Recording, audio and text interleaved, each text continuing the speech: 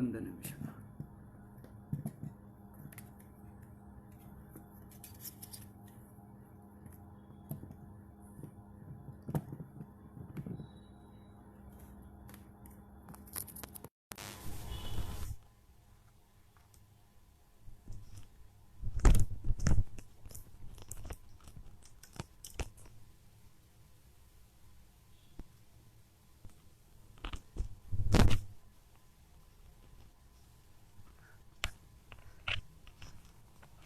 I am sorry today ಇವತ್ತು 10 ನಿಮಿಷ late ಆಯಿತು.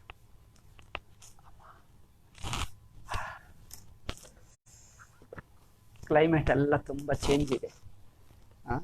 ಮಳೆ ಮಳೆ ತುಂಬ ಚಳಿ, ಮಳೆ ಗಾಳಿ ಎಲ್ಲ ಆಗುತ್ತೆ. ಕರೆಂಟ್ ಹೋಗ್ತಾ ಇದೆ, ಅದಕ್ಕೋಸ್ಕರ 10 ನಿಮಿಷ ಲೇಟ್ ಆಯಿತು. ಓಕೆ, ಈಗ ಹೇಳೋಣ. ಕರ್ಮಯೋಗ. ಕರ್ಮಯೋಗ ಹೇಗೆ ಜ್ಞಾನಕ್ಕೆ ಉಪಕಾರಕವಾಗುತ್ತದೆ ನೋಡೋಣ. ಓಂ ಗುರುರ್ಬ್ರಹ್ಮ ಗುರುರ್ವಿಷ್ಣು ಗುರುರ್ದೇವೋ ಮಹೇಶ್ವರ ಗುರು ಸಾಕ್ಷಾತ್ ಪರಂ ಬ್ರಹ್ಮ ತಸ್ಮೈ ಶ್ರೀ ಗುರವೇ ನಮಃ. ಶ್ರುತಿಸ್ಮೃತಿಪುರಾಣಾನಾಂ ಆಲಯಂ ಕರುಣಾಲಯಂ ನಮಾಮಿ ಭಗವತ್ಪಾದಶಂಕರಂ ಲೋಕಶಂಕರಂ ಶಂಕರಂ ಶಂಕರಾಚಾರ್ಯಂ ಕೇಶವಂ ಬಾದರಾಯಣಂ ಸೂತ್ರಭಾಷ್ಯಕೃತೌ ವಂದೇ ಭಗವಂತೌ ಪುನಃ ಪುನಃ ನಮಾಮಿ ಗೌಡಪಾದಂಚ ಶಂಕರಂ ಶ್ರೀ ಸುರೇಶ್ವರಂ ಸ್ವಾಮಿನಂ ಸಚ್ಚಿದಾನಂದಮಿಂದ್ರಂ ತಂ ಜ್ಞಾನರೂಪಿಣೇ. ಓಂ ಓಂ ನಾರಾಯಣ. ಓಕೆ, ನಾವು ಕರ್ಮಯೋಗ, ಇಲ್ಲಿ ಒಂದು ಸ್ವಾಮೀಜಿ ಹೇಳಿದ್ದಾರೆ, ಅತ್ರ ಕರ್ಮಯೋಗ ಸಿದ್ಧಿಂ ಪ್ರಾಪ್ತಸ್ಯ ಧ್ಯಾನಯೋಗ. ಕರ್ಮಯೋಗವು ಸಿದ್ಧವಾದರೆ ಅದು ಧ್ಯಾನಯೋಗಕ್ಕೆ ಸಂಸಿದ್ಧಿಯನ್ನು ಮಾಡುತ್ತದೆ. ಒಂದು ಇಲ್ಲಿ ಹೇಳಿರುವ ಮೆಟ್ಟಿಲುಗಳನ್ನು ನೋಡಿದರೆ ಹಿಂದಿನ ಮೆಟ್ಟಿಲನ್ನು ಚೆನ್ನಾಗಿ ಸಿದ್ಧಿ ಪಡ್ಕೊಂಡರೆ ಮುಂದಿನ ಮೆಟ್ಟಿಲು ತುಂಬ ಸುಲಭವಾಗ್ತದೆ. ಕರ್ಮಯೋಗ ತುಂಬ ಚೆನ್ನಾಗಿ ಮಾಡಿಕೊಂಡ್ರೆ ಜ್ಞಾನಯೋಗ ತತ್ವ ವಿಚಾರ ಬಹಳ ಸುಲಭವಾಗ್ತದೆ. ವಿಚಾರ ಚೆನ್ನಾಗಿ ಮಾಡಿದ್ದರೆ ನಿಧಿಧ್ಯಾಸನ ತುಂಬ ಸುಲಭ ಅನಿಸುತ್ತದೆ. ಆದ್ದರಿಂದ ಹಿಂದಿನ ಮೆಟ್ಟಿಲುಗಳು ಯಾರು ಸ್ಕಿಪ್ ಮಾಡಬಾರದು. ಸ್ಕಿಪ್ ಅಂದರೆ ಬಿಟ್ಟು ಬಿಡಬಾರದು. ಕರ್ಮಯೋಗ, ಭಗವದ್ ಭಕ್ತಿ, ಉಪಾಸನ ನಿಷ್ಕಾಮವಾಗಿ ಮಾಡುವುದು ನಿಜವಾಗಿ ವೇದಾಂತದ ಅತಿ ಮುಖ್ಯ ವಿಷಯ. ಯಾವುದು ಆಸೆ ಬೇಡ, ಸುಮ್ಮನೆ ಪ್ರೀತಿಯಿಂದ ಭಕ್ತಿಯಿಂದ ಭಗವದ್ ಭಾವನೆ, ಭಗವಂತನಿಗೆ ಸೇವೆ ಮಾಡುವುದು. 3 ಹೇಳಿದ್ದೀನಲ್ಲ ನಾನು ಕರ್ಮಯೋಗದಲ್ಲಿ. ಮನುಷ್ಯರ ಜೊತೆಗೆ ಪದಾರ್ಥಗಳ ಜೊತೆಗೆ ಇರುವ ಸಂಬಂಧ ಒಂದನೆಯದು, ಕರ್ಮಗಳು ಆಚರಿಸುವುದು. 3ನೇದು ಅನುಭವಗಳು, ಸುಖ ದುಃಖಾದಿ, ಸುಖ ದುಃಖ, ಮಾನ ಅಪಮಾನ, ಜಯ ಅಪಜಯ, ಈ ಅನುಭವಗಳು. ಈ 3 ವಿಷಯಗಳನ್ನು ಸಮತ್ವಂ ಯೋಗ ಉಚ್ಯತೆ ಎಂಬ ಸಮತ್ವ ಭಾವದಿಂದ, ಅಂದರೆ ಸಂಬಂಧಗಳಲ್ಲಿ ಮನುಷ್ಯರ ವಿಷಯದಲ್ಲಿ ಆಗ್ರಹ ಬೇಡ. ಮನುಷ್ಯರು ಬಗೆ ಬಗೆ ಅವರ ಸ್ವಭಾವ, ಅವರ ಬುದ್ಧಿ ಏನು ಮಾಡ್ತಾರೋ ಏನು ಹೇಳಕ್ಕಾಗಲ್ಲ. ಅವರ ಪಾಡಿಗೆ ಅವರು ಬಿಡು, ಅಂದರೆ ಅವರ ಪಾಡಿಗೆ ಅವರನ್ನು ಬಿಡುವುದು, ಅವರ ಜೊತೆಗೆ ಸಂಬಂಧ ಇಟ್ಕೊಳ್ಳುವುದು, ಇದು ತುಂಬ ಕಷ್ಟ ಅಲ್ಲವೇ? ನಾವೇನು ಮಾಡ್ತೀವಿ, ಮನುಷ್ಯನ ಜೊತೆಗೆ ಸಂಬಂಧ ಇಟ್ಕೊಂಡರೆ ಪೂರ್ತಿ ಆಸೆ ಇಟ್ಕೊಳ್ತೀವಿ. ಅವರು ಮಾಡ್ತಾರೆ, ನಮ್ಮ ಜೊತೆಗೆ ಚೆನ್ನಾಗಿರುತ್ತಾರೆ, ನಮ್ಮ ಮಾತು ಕೇಳ್ತಾರೆ, ನಮಗೆ ಸಹಾಯ ಮಾಡ್ತಾರೆ, ಬೇಕಾಗಿರುವಾಗ ಮಾಡ್ತಾರೆ ಎಂದು ಆಸೆ ಇಟ್ಕೊಳ್ತೀವಿ. ಅಥವಾ ಆಸೆ ಇಟ್ಕೊಳ್ಳಕ್ಕಾಗಲ್ಲ ಅಂದರೆ ಬಿಟ್ಟು ಬಿಡ್ತೀವಿ. ಪೂರ್ತಿ ಏನೇ ಮಾಡ್ಕೊಳ್ಬೇಡ ನಮಗೆ ಯಾಕೆ, ಬಿಟ್ಟೇ ಬಿಡ್ತೀವಿ. ಪೂರ್ತಿ ಬಿಡುವುದು ಸುಲಭ, ಅಥವಾ ಸಂಬಂಧ ಇಟ್ಕೊಂಡ್ರೆ ಆಸಕ್ತಿ ಮಾಡುವುದು ಸುಲಭ. ಆದರೆ ಇಲ್ಲಿ ಭಗವದ್ಗೀತೆಯಲ್ಲಿ ಹೇಳುವ ನಿಜವಾದ ಉಪಾಯ, ನಿಜವಾದ ಆಧ್ಯಾತ್ಮಿಕ ಸಾಧನ ಏನಂದರೆ, ಸಂಬಂಧಗಳಿರಲಿ, ಆಸೆ ಮಾತ್ರ ಬೇಡ. ಅಯ್ಯೋ, ಆಸೆ ಇಲ್ಲದೆ ಸಂಬಂಧ ಇರುವುದ? ಅದು ಹೇಗೆ? ಮನುಷ್ಯರ ಜೊತೆಗೆ ಸಂಬಂಧ ಅಂದರೆ ಸಾಕು, ನಿರೀಕ್ಷಣ ಬಂದೇ ಬಿಡುತ್ತದೆ. ನಿರೀಕ್ಷಣ ಅಂದ್ರೆ ಅವನು ಹೀಗಿರ್ಬೇಕು, ಅವನು ಹಾಗೆ ಮಾತಾಡಬೇಕು, ನಮ್ಮ ಮಾತು ಕೇಳಬೇಕು. ನಾವು ಹೇಳ್ತೀವಿ ಇದು ಮಾಡಪ್ಪ ಅಂದ್ರೆ ಆಯ್ತು ಮಾಡ್ತೀನಿ ಎಂದು ಹೇಳ್ತಾನೆ, ಮಾಡಲ್ಲ. ಮಾಡ್ತೀನಿ ಎಂದು ಹೇಳ್ತಾನೆ, ಮಾಡಲ್ಲ. ಈಗ ಅವನು ಮಾಡ್ತೀನಿ ಎಂದು ಒಪ್ಪಿಕೊಂಡನಲ್ಲ ಎಂದು ಅವರಿಗೆ ಬಿಟ್ಟು ನಾವು ಬೇರೆ ಕೆಲಸದಲ್ಲಿ ಮುಳುಗಿರ್ತೀವಿ. ಕೊನೆಗೆ ನೋಡಿದ್ರೆ ಅವ್ರು ಮಾಡೋದೇ ಅಲ್ಲ. ಅಯ್ಯೋ ನಾವು ಸಿಕ್ಕಾಕೊಂಡು ಬಿಡ್ತೀವಿ. ಇದು ಏನಪ್ಪಾ ಅಂದ್ರೆ ಈಗ ಸಿಟ್ಟು ಬರ್ತದೆ ಅವ್ರ ಮೇಲೆ. ಅಂದ್ರೆ ಜನರನ್ನು ಪೂರ್ತಿ ಸಂಬಂಧವಿಲ್ಲದೆ ಇರುವುದು ಆಗಲ್ಲ. ದೆನ್ ಆಸೆ ಇಟ್ಕೊಳ್ಳೋಣ, ಸಂಬಂಧವಿಟ್ಕೊಂಡ್ರೆ ಆಸೆ ಬಂದೇ ಬಿಡ್ತದೆ. ಎಕ್ಸ್ಪೆಕ್ಟೇಷನ್, ನಿರೀಕ್ಷಣ ಬಂದೇ ಬಿಡ್ತದೆ. ಈಗ ನಿರೀಕ್ಷಣ ಇಲ್ಲ, ಎಕ್ಸ್ಪೆಕ್ಟೇಷನ್ ಇಲ್ಲ ಅಂದ್ರೆ ಬಿಟ್ಟೇ ಬಿಡು. ಅವ್ರ ಮೇಲೆ ನಂಬಬೇಡಪ್ಪ, ಅವ್ರು ನಂಬಿಕೊಂಡ್ರೆ ಅವ್ರು ಕೆಲಸ ಮಾಡಲ್ಲ, ಅವ್ರು ಏನೋ ಅಸ್ತವ್ಯಸ್ತ ಮಾಡ್ತಾನೆ, ಅವ್ರು ನಂಬಕ್ಕಾಗಲ್ಲ ಎಂದು ಬಿಟ್ಟೇ ಬಿಡು. ಪೂರ್ತಿ ಬಿಟ್ಟು ಬಿಟ್ಟರೆ ಕೆಲಸನೂ ನಡೆಯಲ್ಲ. ಯಾಕಂದ್ರೆ ಯಾರೋ ಒಬ್ಬರನ್ನು ಇಬ್ಬರನ್ನು ಬಿಡಬಹುದು, ಎಲ್ಲರನ್ನು ಬಿಡಕ್ಕಾಗ್ತದೆ? ಯಾರೋ ಒಬ್ಬರು ತುಂಬಾ ಮೂರ್ಖ, ತುಂಬಾ ಅಸ್ತವ್ಯಸ್ತ ಮನುಷ್ಯ ಅಂದ್ರೆ ಒಬ್ಬನನ್ನು ಬಿಟ್ಟು ಅವನನ್ನು ನಂಬಬೇಡ, ಇನ್ನೊಬ್ಬರನ್ನು ನಂಬಿಕೊಂಡರೆ ಆಗುತ್ತದೆ. ಇವನು ಪೂರ್ತಿ ಎಲ್ಲರನ್ನು ಬಿಟ್ಟು ಬಿಟ್ಟರೆ ವ್ಯವಹಾರ ನಡೆಯಲ್ಲ, ಜೀವನವೇ ನಡೆಯಲ್ಲ. ಇವತ್ತು ನಂಬೋಣ ಅಂದ್ರೆ ನಂಬಿಕೊಂಡು ಬಿಟ್ಟರೆ ಮೋಸ ಅಂದ್ರೆ ಬೇಕೆಂದು ಮಾಡಲ್ಲ. ಅವರ ಸ್ವಭಾವ ಅವರಿಗೂ ಗೊತ್ತಿಲ್ಲ, ನಿಮ್ಗಿಷ್ಟು ತೊಂದರೆ ಆಗ್ತದೆ ಎಂದು ಗೊತ್ತಿಲ್ಲ, ಏನೋ ಮಾಡ್ತಾರೆ. ಏನು ಮಾಡಿದ್ರಿ, ಇದೇನಪ್ಪ ನೀವು ಬರ್ತೀನಿ ಎಂದು ಹೇಳಿದ್ವಿ ಬಂದಿಲ್ಲ, ನೀವು ಮಾಡ್ತೀನಿ ಎಂದು ಹೇಳಿದ್ದಿ ಮಾಡ್ಲಿಲ್ಲ, ನೋಡಿ ನಮ್ಗೆ ಎಷ್ಟು ತೊಂದರೆ ಆಗ್ತಾ ಇದೆ ಅಂದ್ರೆ ಅವ್ರು ಸಿಟ್ಟು ಮಾಡ್ಕೊಳ್ತಾನೆ. ಏನು ಇಷ್ಟು ಸಣ್ಣ ವಿಷಯಕ್ಕೆ ಇಷ್ಟು ದೊಡ್ಡದು ಮಾಡ್ತಾ ಇದ್ದೆ ಅಂತ ಹೇಳ್ತಾನೆ. ಸಣ್ಣ ಅಲ್ಲಪ್ಪ, ತೊಂದರೆ ಆಗ್ತಾ ಇದೆ. ಹೌದು, ನನಗೂ ಇದೆ ತೊಂದರೆ, ನನಗೂ ತೊಂದರೆ ಇದೆ, ನಾನು ಹೀಗೆ ಮಾಡ್ತೀನಿ, ಏನ್ ಮಾಡಕ್ಕಾಗ್ತದೆ? ಅಂದ್ರೆ ಇದೊಂದು ವಿಚಿತ್ರ ವಿಷಯ. ಪೂರ್ತಿ ಸಂಬಂಧ ಬಿಡಕ್ಕಾಗಲ್ಲ, ಸಂಬಂಧ ಇಟ್ಕೊಂಡ್ರೆ ಆಸೆ ಆಗಿಬಿಡ್ತದೆ. ಸಂಬಂಧಗಳು ತಪ್ಪಲ್ಲ, ನೆನಪಿಟ್ಕೊಂಡು. ಪ್ರಪಂಚದಲ್ಲಿರುವವರೆಗೂ ಮನುಷ್ಯರ ಜೊತೆಗೆ ಸಂಬಂಧಗಳು ತಪ್ಪಲ್ಲ. ಎಲ್ಲೇ ಇರಿ, ನೀವು ಮನೆಯಲ್ಲಿರಬಹುದು, ನಾವು ಆಶ್ರಮದಲ್ಲಿರ್ತೀವಿ, ಸುತ್ತು ಜನರು ಇದ್ದೇ ಇದ್ದಾರೆ, ಅವರ ಜೊತೆಗೆ ಏನೋ ಒಂದು ಮಾತುಕತೆ ಮಾತುಗಳು ಹಾಗೆ ಆಗ್ತವೆ. ಆದರೆ ಬೇಕಾಗಿದ್ದೇನೆಂದ್ರೆ ಟೆಂಟೇಟಿವ್ ಆಸೆಗಳು ಇಟ್ಕೊಳ್ಳಬಹುದು, ತಾತ್ಕಾಲಿಕ ಆಸೆ. ಅವರು ಮಾಡ್ತಾನೆ ಎಂದು ಹೇಳಿದ್ದ, ನೋಡೋಣ. ಬಟ್ ಒಂದು ಕಡೆ ಮಾಡದೇ ಇರಬಹುದು, ಮಾಡ್ತೀನಿ ಎಂದು ಹೇಳ್ತಾನೆ, ಏನ್ ಮಾಡ್ತಾನೋ ಗೊತ್ತಿಲ್ಲ, ಅದಕ್ಕೆ ರೆಡಿಯಾಗಿರ್ಬೇಕು. ಅಂದರೆ ನೋಡೋಣ ಆಗಾಗ ನೋಡುತ್ತಾ ಇರೋಣ. ಅಂದ್ರೆ ಒಂದು ತಾತ್ಕಾಲಿಕ ಮೇಲೆ ಆಸೆ ಇಟ್ಕೊಳ್ಳುವುದು, ಅಷ್ಟು ಗಟ್ಟಿಯಾದ ಆಸೆ ಬೇಡ. ಈಗ ಮಾಡ್ತಾನೆ, ಹಾಗೇ ಆಗುತ್ತದೆ, ಇಲ್ಲ ಹೇಳಕ್ಕಾಗಲ್ಲ, ಏಕೆಂದ್ರೆ ಅವ್ರು ಏನ್ ಮಾಡ್ತಾನೋ ಗೊತ್ತಿಲ್ಲ. ಸಂಬಂಧಗಳನ್ನು ಅವರು ಹೇಗೆ ರಿಯಾಕ್ಟ್ ಆಗುತ್ತಾರೆ, ಹೇಗೆ ಪ್ರತಿಕ್ರಿಯೆ ಮಾಡ್ತಾರೆ ಎಂಬುದು ನಾವು ಖಂಡಿತವಾಗಿ ಇಟ್ಕೊಳ್ಳಕ್ಕಾಗಲ್ಲ. ಕೊಟ್ಟ ಕೆಲಸ ಮಾಡುತ್ತಾನ, ಚೆನ್ನಾಗಿ ಪ್ರತಿಕ್ರಿಯೆ ಮಾಡ್ತಾನ, ನಮ್ಮ ಜೊತೆಗೆ ಪ್ರೀತಿಯಿಂದ ಇರುತ್ತಾನ, ಇವುಗಳನ್ನು ಪ್ರೆಡಿಕ್ಟ್ ಮಾಡಕ್ಕಾಗಲ್ಲ. ಪ್ರೆಡಿಕ್ಟ್ ಅಂದ್ರೆ ಹೀಗೇ ಮಾಡ್ತಾನೆ ಎಂದು ನಿಶ್ಚಿತವಾಗಿ ಮುಂದೆ ನಿಶ್ಚಯ ಮಾಡಕ್ಕಾಗಲ್ಲ. ಪ್ರೆಡಿಕ್ಟ್ ಅಂದ್ರೆ ಮುಂದೆ ನಿಶ್ಚಯ. ಈಗ ಮಾಡ್ತಾನೆ ಎಂದು ಯಾರು ಪ್ರೆಡಿಕ್ಟ್ ಮಾಡಕ್ಕಾಗಲ್ಲ. ಆಗಬಹುದು ಎಂದು ನೋಡ್ತೀವಿ, ಮಾಡಿದರೆ ಒಳ್ಳೆಯದು, ಬಟ್ ಮಾಡದೇನೂ ಇರಬಹುದು. ಮಾಡಬೇಕು ಎಂದು ಆಸೆ ಇಟ್ಕೊಳ್ತಾ ಇದ್ದೀವಿ, ಮಾಡ್ತಾನೆ ಎಂದು ಆಸೆ, ಮಾಡದೇ ಇರಬಹುದು. ಈಗ ಈ ತರಹ ಇರಬೇಕು. ಇದೇನಪ್ಪ, ಮಾಡ್ತಾನೆ ಎಂದು ನಿರೀಕ್ಷಣೆ ಇಟ್ಕೊಳ್ಳಬೇಕು, ಮಾಡದೇ ಇರಬಹುದು ಎನ್ನುವುದಕ್ಕೆ ಸಿದ್ಧವಾಗಿರಬೇಕು. ಈಗ ಈ ತರಹವೇ ಕರ್ಮಯೋಗ. ಅಯ್ಯೋ ಇದೇನೋ ವಿಚಿತ್ರವಾಗಿದೆ, ಹೌದು ಹೀಗೆ ಇದೆ, ಕರ್ಮಯೋಗ ಅಂತ ಹೀಗೆ ಇರ್ತದೆ. ಏನು ಮಾಡಕ್ಕಾಗ್ತದೆ ಹಾಗೆ? ಅಂದ್ರೆ ಅವ್ರು ಮಾಡ್ತಾನೆ ಎಂದು ಆಸೆ ಇಟ್ಕೊ, ಒಂದು ಸೈಡು ಆಸೆ ಇರಬೇಕು, ಪಾಸಿಟಿವ್ ಆಸೆ, ಮಾಡ್ತಾನೆ. ಮತ್ತೊಂದು ಸೈಡು ಮಾಡದೇ ಇರಬಹುದು, ಏನೋ ಸ್ವಲ್ಪ ಮಾಡಿ ಸ್ವಲ್ಪ ಬಿಡಬಹುದು, ಕೊನೆಯ ಸಮಯಕ್ಕೆ ಮಾಡಬಹುದು. ಒಂದು ಸಲ ಮಾಡಿದ, ಈ ಸಲ ಮಾಡ್ತಾನೋ ಹೇಳಕ್ಕಾಗಲ್ಲ. ಒಂದು ಸಲ ಮಾಡಿದ, ಬಟ್ ಈ ಸಲ ಇನ್ನೇನೋ ಮಾಡಿಬಿಡ್ತಾ. ಈಗ ಈ ತರಹ ಒಂದು ಆಸೆ ಇಟ್ಕೋ, ಮತ್ತೆ ಏನಾಗಿದ್ದರೂ ರೆಡಿಯಾಗಿರು.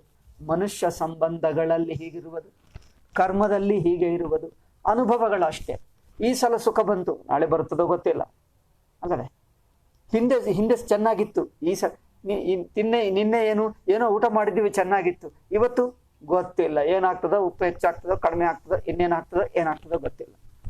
ಅಂದ್ರೆ ಒಂದು ಸಲ ಇದ್ದದ್ದು ಅನುಭವ ಮತ್ತೆ ಅದೇ ಇರಬೇಕು, ಆಸೆ ಬೇಡ. ಯಾವ ಅನುಭವ ಹೇಗೆ ಬಂದರೆ ಹಾಗೇ ಒಪ್ಪಿಕೊಳ್ಳುವುದು, ಮುಂದುವರಿಯುವುದು. ಮತ್ತೆ ಇಷ್ಟೆಲ್ಲ ಸಹಿಸಿಕೊಳ್ಳುವುದು ಹೇಗೆ ಅಂದ್ರೆ, ಸಹನ ಅನುಭವಗಳಿಂದ ಬರಲ್ಲ, ಕೆಲಸಗಳಿಂದ ಬರಲ್ಲ, ಸಂಬಂಧಗಳಿಂದ ಬರಲ್ಲ. ಸಹನ ಎಲ್ಲಿ ಬರುತ್ತದೆ? ಮನಸ್ಸುకు ಸಮಾಧಾನವಿದ್ದರೆ ಸಹನ ತಾನೇ ಬರುತ್ತದೆ. ಅಲ್ಲವೇ? ಸಮಾಧಾನ ಎಲ್ಲಿಂದ ಬರುತ್ತದೆ? ಭಗವಂತನಿಗೆ ಬಿಡು, ಭಗವಂತನನ್ನೇ ನಂಬಿಕೋ, ಅವರ ಮೇಲೆ ಪ್ರೀತಿ ಇಟ್ಕೋ. ಮನಸ್ಸು ಅಲ್ಲಿ ಭಗವಂತನ ಸ್ಮರಣ ಭಾವ, ಸ್ಮರಣ ಪ್ರೀತಿ ಶರಣಾಗತಿ, ಸ್ಮರಣ ಪ್ರೀತಿ ಶರಣಾಗತಿ ಅಲ್ಲಿರಬೇಕು. ಅಲ್ಲಿ ಇಟ್ಕೊಂಡ್ರೆ ಅದೇ ನಮ್ಮ ಹೃದಯಕ್ಕೆ ಬಲ. ನಮ್ಮ ಮನಸ್ಸಿಗೆ ತೆಲುಗಿನಲ್ಲಿ ಹೇಳ್ತೀವಿ ಕೊಂಡಂತ ಆಸೆ, ಕೊಂಡಂತ ಬಲ ಅಂದ್ರೆ ಏನು? ದೊಡ್ಡ ಬಲ. ದೊಡ್ಡ ಬಲ ಯಾರು? ಭಗವಂತ. ಭಗವಂತ ಏನು ಮಾಡ್ತಾನೋ, ಯಾವ ಕ್ಷಣ ಏನು ಮಾಡ್ತಾನೋ ಬಿಡಿ, ಭಗವಂತನಿಗೆ ನಂಬಿಕೊಂಡು ಅವರ ಮೇಲನೆ ಬಿಟ್ಟರೆ ಯಾವ ಕ್ಷಣವೂ ಏನಾಗುತ್ತದೋ ಆಗಲಿ. ಪ್ರಯತ್ನ ಮಾಡ್ತಾ ಇರ್ತೀವಿ, ಆಸೆ ಇಟ್ಕೊಳ್ತೀವಿ, ಆದರೂ ಆಸೆ ನಿರಾಶೆ ಆಗುವುದಕ್ಕೆ ಸಿದ್ಧವಾಗಿರ್ತೀವಿ. ಏನಾಗ್ತದೋ ನೋಡೋಣ. ನಮ್ಮ ಕೈಯಲ್ಲಿ ಆದಷ್ಟು ಮಟ್ಟಿಗೂ ಪ್ರಯತ್ನ ಮಾಡ್ತೀವಿ, ಆದರೂ ಏನಾಗ್ತದೋ ಗೊತ್ತಿಲ್ಲ, ನೋಡೋಣ. ಆದಷ್ಟು ಮಟ್ಟಿಗೂ ಮಾಡ್ತೀವಿ, ಏನಾಗ್ತದೋ ನೋಡೋಣ. ಒಳ್ಳೆಯದಾಗಬೇಕು ಅನ್ಕೊಳ್ತೀವಿ, ಏನಾಗ್ತದೋ ನೋಡೋಣ. ಹೀಗೆ ಭಗವಂತನಿಗೆ ಸಮರ್ಪಿಸಿ ಆ ಭಗವಂತನ ಪ್ರೀತಿ, ಭಗವಂತನಿಗೆ ಶರಣು, ಭಗವಂತನ ಸ್ಮರಣ ನಮ್ಮ ಹೃದಯದಲ್ಲಿ ಅವರನ್ನೇ ಇಟ್ಕೋ. ಅಷ್ಟೇ ಅಲ್ಲ, ಆಧಾರ ಗಟ್ಟಿಯಾಗಿ. ಸಣ್ಣ ಮಗು ತಾಯಿ ತಂದೆ ನಡ್ಕೊಂಡು ಹೋಗ್ತಾ ಇದ್ರೆ ಅವರನ್ನೇ ಹಿಡ್ಕೊಳ್ತಾನೆ. ಅಮ್ಮೋ ಇನ್ನೊಬ್ಬರು ಬಂದು, ಯಾರೋ ಹೊಸ ಜನರು ಬಂದರೆ ಅವ್ರಿಗೆ ಏನಾಗ್ತದೆ? ಮನೆಗೂ ಯಾರೋ ಹೊಸ ಜನರು ಬಂದರೆ, 1-2 ವರ್ಷ ಮಗು ಅಯ್ಯೋ ತಾಯಿ ತಂದೆ ಕಡೆ ಓಡಿ ಹೋಗ್ತಾನೆ, ಅವರನ್ನೇ ಹಿಡ್ಕೊಳ್ತಾನೆ. ಅವ್ರಿಗೆ ಹಿಡ್ಕೊಂಡ್ರೆ ಸಾಕು, ಏನೋ ಧೈರ್ಯ ಅಲ್ಲವೇ? ಒಂದು ಬಲ, ಧೈರ್ಯ ಬಂದು ಬಿಡ್ತದೆ. ಹಾಗೆ ಭಗವಂತನನ್ನೇ ಹಿಡ್ಕೊ. ಏನೇ ಆಗಲಿ, ಎಷ್ಟು ಜಾರಿ ಹೋಗಲಿ, ಎಷ್ಟು ಪ್ರಾಣ ಹೋಗಲಿ, ಎಷ್ಟು ಜಾರಿ ಹೋಗಲಿ, ಎಷ್ಟು ಅಪಮಾನ ಆಗಲಿ, ಎಷ್ಟು ಕಷ್ಟ ಆಗಲಿ, ಮಗು ಹೇಗೆ ಭಗವಂತನ ಹಿಡ್ಕೊಳ್ತಾನೋ, ಭಗವಂತನೇ ಈಗ ನೀನೇ ಗತಿ. ಈಗ ನಿನ್ನೆ ಹಿಡ್ಕೊಂಡೆ, ನೀನೇ ಗತಿ, ನಿನ್ನನ್ನೇ ಹಿಡ್ಕೊಂಡೆ. ಈಗ ನಿಮ್ಮನ್ನ ಹಿಡ್ಕೊಂಡ್ರೆ ನನಗೆ ಧೈರ್ಯ. ಆ ಧೈರ್ಯ ಭಗವಂತನನ್ನು ಹಿಡಿಯುವುದರಿಂದ ಧೈರ್ಯ ಬರಬೇಕು ಅಷ್ಟೇ ಹೊರತು ಯಾವ ವಸ್ತುಗಳನ್ನಲ್ಲ, ಯಾವ ಪರಿಸ್ಥಿತಿಗಳನ್ನಲ್ಲ. ಈಗ ಪರಿಸ್ಥಿತಿ ಚೆನ್ನಾಗಿದೆ ಎಂದು ಸಮಾಧಾನ ಆಗಿದ್ದರೆ ನಿಮ್ಮ ಸಮಾಧಾನ ಯಾವ ಕ್ಷಣವೂ ಜಾರಿ ಹೋಗುತ್ತದೆ. ಏಕೆ? ಪರಿಸ್ಥಿತಿ ಚೆನ್ನಾಗಿದ್ದರೆ ಸಮಾಧಾನವಾದರೆ ಮತ್ತೆ ಕ್ಷಣ ಏನಾಗುತ್ತದೋ ಗೊತ್ತಿಲ್ಲ. ಪರಿಸ್ಥಿತಿ ಮೇಲೆ ನಂಬಿಕೊಂಡು ಮನಸ್ಸಿಗೆ ಸಮಾಧಾನ ಮಾಡಬೇಡಿ, ಭಗವಂತನು ನಂಬಿಕೊಂಡು ಸಮಾಧಾನ ಮಾಡಿಕೊಂಡು. ಅಲ್ಲಿ ನೋಡಿ, ಸಮಾಧಾನ ಬೇಕು, ಸಮಾಧಾನ ಬೇಡ ಎಂದು ಯಾರು ಹೇಳಲ್ಲ. ಸಹನಶೀಲತಾ ಬೇಕು, ಸಮಾಧಾನ ಬೇಕು. ಆದರೆ ಸಮಾಧಾನ ಭಗವಂತನನ್ನು ಹಿಡ್ಕೊಂಡ್ರೆ ಬರಬೇಕೇ ಹೊರತು ವಸ್ತುಗಳು ಘಟನೆಗಳಲ್ಲ. ಘಟನೆಗಳು ಒಂದು ದಿವಸ ಒಂದು ಬಗೆ, ಇನ್ನೊಂದು ದಿವಸ ಇನ್ನೊಂದು ಬಗೆ, ಇನ್ನೊಂದು ದಿವಸ ಇನ್ನೊಂದು ಬಗೆ, ಏನೋ ಏನೋ ಏನೋ ಆಗ್ತವೆ. ಏನು ಖಂಡಿತವಾಗಿ ಹೇಳಕ್ಕಾಗಲ್ಲ ಅಲ್ಲವೇ?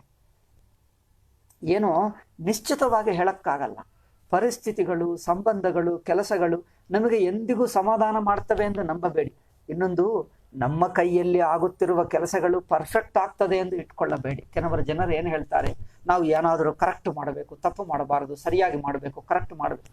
ಹೌದಪ್ಪ, ಆದಷ್ಟು ಮಟ್ಟಿಗೂ ಸರಿ ಮಾಡು. ಪ್ರಯತ್ನದಿಂದ ಏನೋ ಧರ್ಮಸಮ್ಮತವಾಗಿದ್ದೇ ಮಾಡು, ಒಳ್ಳೆಯ ಕೆಲಸನೇ ಮಾಡು.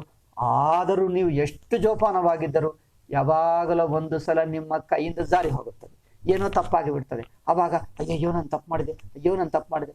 ಬೇಡ, ನಿಮ್ಮ ಕೈ ಮೂಲಕನೂ ಆದಷ್ಟು ಮಟ್ಟಿಗೂ ಮಾಡು. ಕೆಲವೊಮ್ಮೆ ಪರ್ಫೆಕ್ಟ್ ಇಲ್ಲ, ಯಾರೂ ಪರ್ಫೆಕ್ಟ್ ಇಲ್ಲ. ನಮ್ಮನ್ನು ನಾನು ಕೆಲಸ ಯಾವುದಾದರೂ ಪರ್ಫೆಕ್ಟ್ ಮಾಡಬೇಕು, ಆ ಅಭಿಮಾನ ಬೇಡ. ನಾವು ಒಂದು ಸಲಕರಣ. ಮಿಕ್ಕ ಪದಾರ್ಥಗಳಲ್ಲಿ ಎಷ್ಟು ಲಿಮಿಟೇಷನ್ಸು, ಪರಿಮಿತಿಗಳು ಇರುತ್ತವೋ ನಮಗೂ ಪರಿಮಿತಿಗಳು ಇರುತ್ತವೆ. ಅಂದರೆ ಬೇಕೆಂದು ಉಪೇಕ್ಷೆ ಮಾಡು ಎಂದು ಅರ್ಥ ಅಲ್ಲ. ಬೇಕೆಂದೇನು ಮಾಡಬೇಡ, ಆದಷ್ಟು ಮಟ್ಟಿಗೂ ಚೆನ್ನಾಗೇ ಮಾಡು. ಆದರೂ ಕೆಲವು ತಪ್ಪಾಗಬಹುದು, ಅಥವಾ ನಾವು ಸರಿ ಮಾಡಿದ್ದರೂ ಇನ್ನೊಬ್ಬರಿಗೆ ತಪ್ಪು ಅನಿಸಬಹುದು. ಯಾರನ್ನು ಮೆಚ್ಚಿಸಕ್ಕಾಗುತ್ತದೆ? ಎಲ್ಲರನ್ನು ಮೆಚ್ಚಿಸಕ್ಕಾಗುತ್ತದಾ? ಮೆಚ್ಚಿಸಕ್ಕಾಗಲ್ಲ ಅಂದ್ರೆ ನಾನು ಹೀಗೆ ಮಾಡ್ತೀನಿ ಎಂದು ಅದೇನಲ್ಲ. ವಿನಯದಿಂದ ಇರ್ತೀವಿ. ನೋಡು, ನನ್ನಿಂದ ಆದಷ್ಟು ಮಟ್ಟಿಗೂ ಮಾಡ್ತಾ ಇದ್ದೀನಿ, ಈಗ ಇದು ನನ್ನ ಮ್ಯಾಕ್ಸಿಮಮ್ ಸಾಮರ್ಥ್ಯ ಇಷ್ಟು. ಈಗ ಇದು ತಪ್ಪನಿಸಿದ್ದರೆ ಈಗ ಆಯ್ತು, ಕ್ಷಮಿಸಿ, ಈಗ ನನ್ನ ಸಾಮರ್ಥ್ಯ ಇಷ್ಟು, ಈಗ ಭಗವಂತ ನನಗೆ ಇಷ್ಟೇ ಕೊಟ್ಟ, ಈಗ ನಾನು ಇಷ್ಟು ಮಾಡ್ತಾ ಇದ್ದೀನಿ, ಇನ್ನೂ ಹೆಚ್ಚಿನಕ್ಕೆ ಪ್ರಯತ್ನ ಮಾಡ್ತೀನಿ, ಆದರೆ ನನ್ನ ಕೈಯಲ್ಲಿಲ್ಲ, ಏನಾಗ್ತದೋ ಗೊತ್ತಿಲ್ಲ. ಹೀಗೆ ನಾವಿರುವ ಪರಿಸ್ಥಿತಿಯನ್ನು ವಿನಯದಿಂದ ಒಪ್ಕೊಳ್ತೀವಿ. ನಾವು ಪರ್ಫೆಕ್ಟೇ ಇರಬೇಕು, ಹಾಗೇ ಇರಬೇಕು, ಆಗ್ರಹ ಬೇಡ. ನಾವು ಇದ್ದದ್ದಷ್ಟು ಇದ್ದೀವಿ. ಕೆಲವೊಮ್ಮೆ ಪ್ರಯತ್ನ ಮಾಡ್ತೀವಿ, ಆದರೂ ಎಷ್ಟಾಗುತ್ತದೋ ಹೇಳಕ್ಕಾಗಲ್ಲ. ಆದಷ್ಟು ಮಟ್ಟಿಗೆ ಮಾಡ್ತೀವಿ, ಸ್ಟಿಲ್ ಏನಾಗುತ್ತದೋ ಖಂಡಿತವಾಗಿ ಹೇಳಕ್ಕಾಗಲ್ಲ, ಕರಾಖಂಡಿಯಾಗಿ ಹೇಳಕ್ಕಾಗಲ್ಲ. ಹಾಗೆ ಈ ತರಹ ಹೆಜ್ಜೆಯನ್ನು ಮನಸ್ಸು ಓಪನ್ ಮೈಂಡ್ ಇಟ್ಕೊಂಡು ಯಾವ ವಿಷಯಕ್ಕೆ ಆಗ್ರಹವಿಲ್ಲದೆ ಹೀಗೆ ಇರಬೇಕು, ಹೀಗೆ ಇರಬೇಕು, ಎಂಬ ಆಗ್ರಹವಿಲ್ಲದೆ ಇರುವುದು ಕರ್ಮಯೋಗ. ಈ ತರಹ ಮನಸ್ಸು ಎಷ್ಟು ಸಮಾಧಾನವಾಗಿರ್ತದೆ ನೋಡಿ. ಹೊರಗಿನ ಪದಾರ್ಥಗಳು, ಘಟನೆಗಳು, ಅನುಭವಗಳನ್ನು ನಂಬಿಕೊಳ್ಳಲ್ಲ. ಅನುಭವಗಳು ಕೆಲವೊಮ್ಮೆ ದುಃಖ ಬರುತ್ತದೆ, ಬರಲಿ. ಶರೀರಕ್ಕೆ ಅಸೌಕರ್ಯ ಬರುತ್ತದೆ, ಏನು ಮಾಡ್ತೀವಿ? ಬಂದರೆ ಏನಾದರೂ ಅವಕಾಶವಿದ್ದರೆ ಬಿಡಿಸ್ಕೊಳ್ತೀವಿ, ಇಲ್ಲದೇ ಇದ್ದರೆ ಈಗ ಸ್ವಲ್ಪ ಹೊತ್ತು ಸಹಿಸಿಕೊಳ್ಳಬೇಕು, ಆಯಿತು.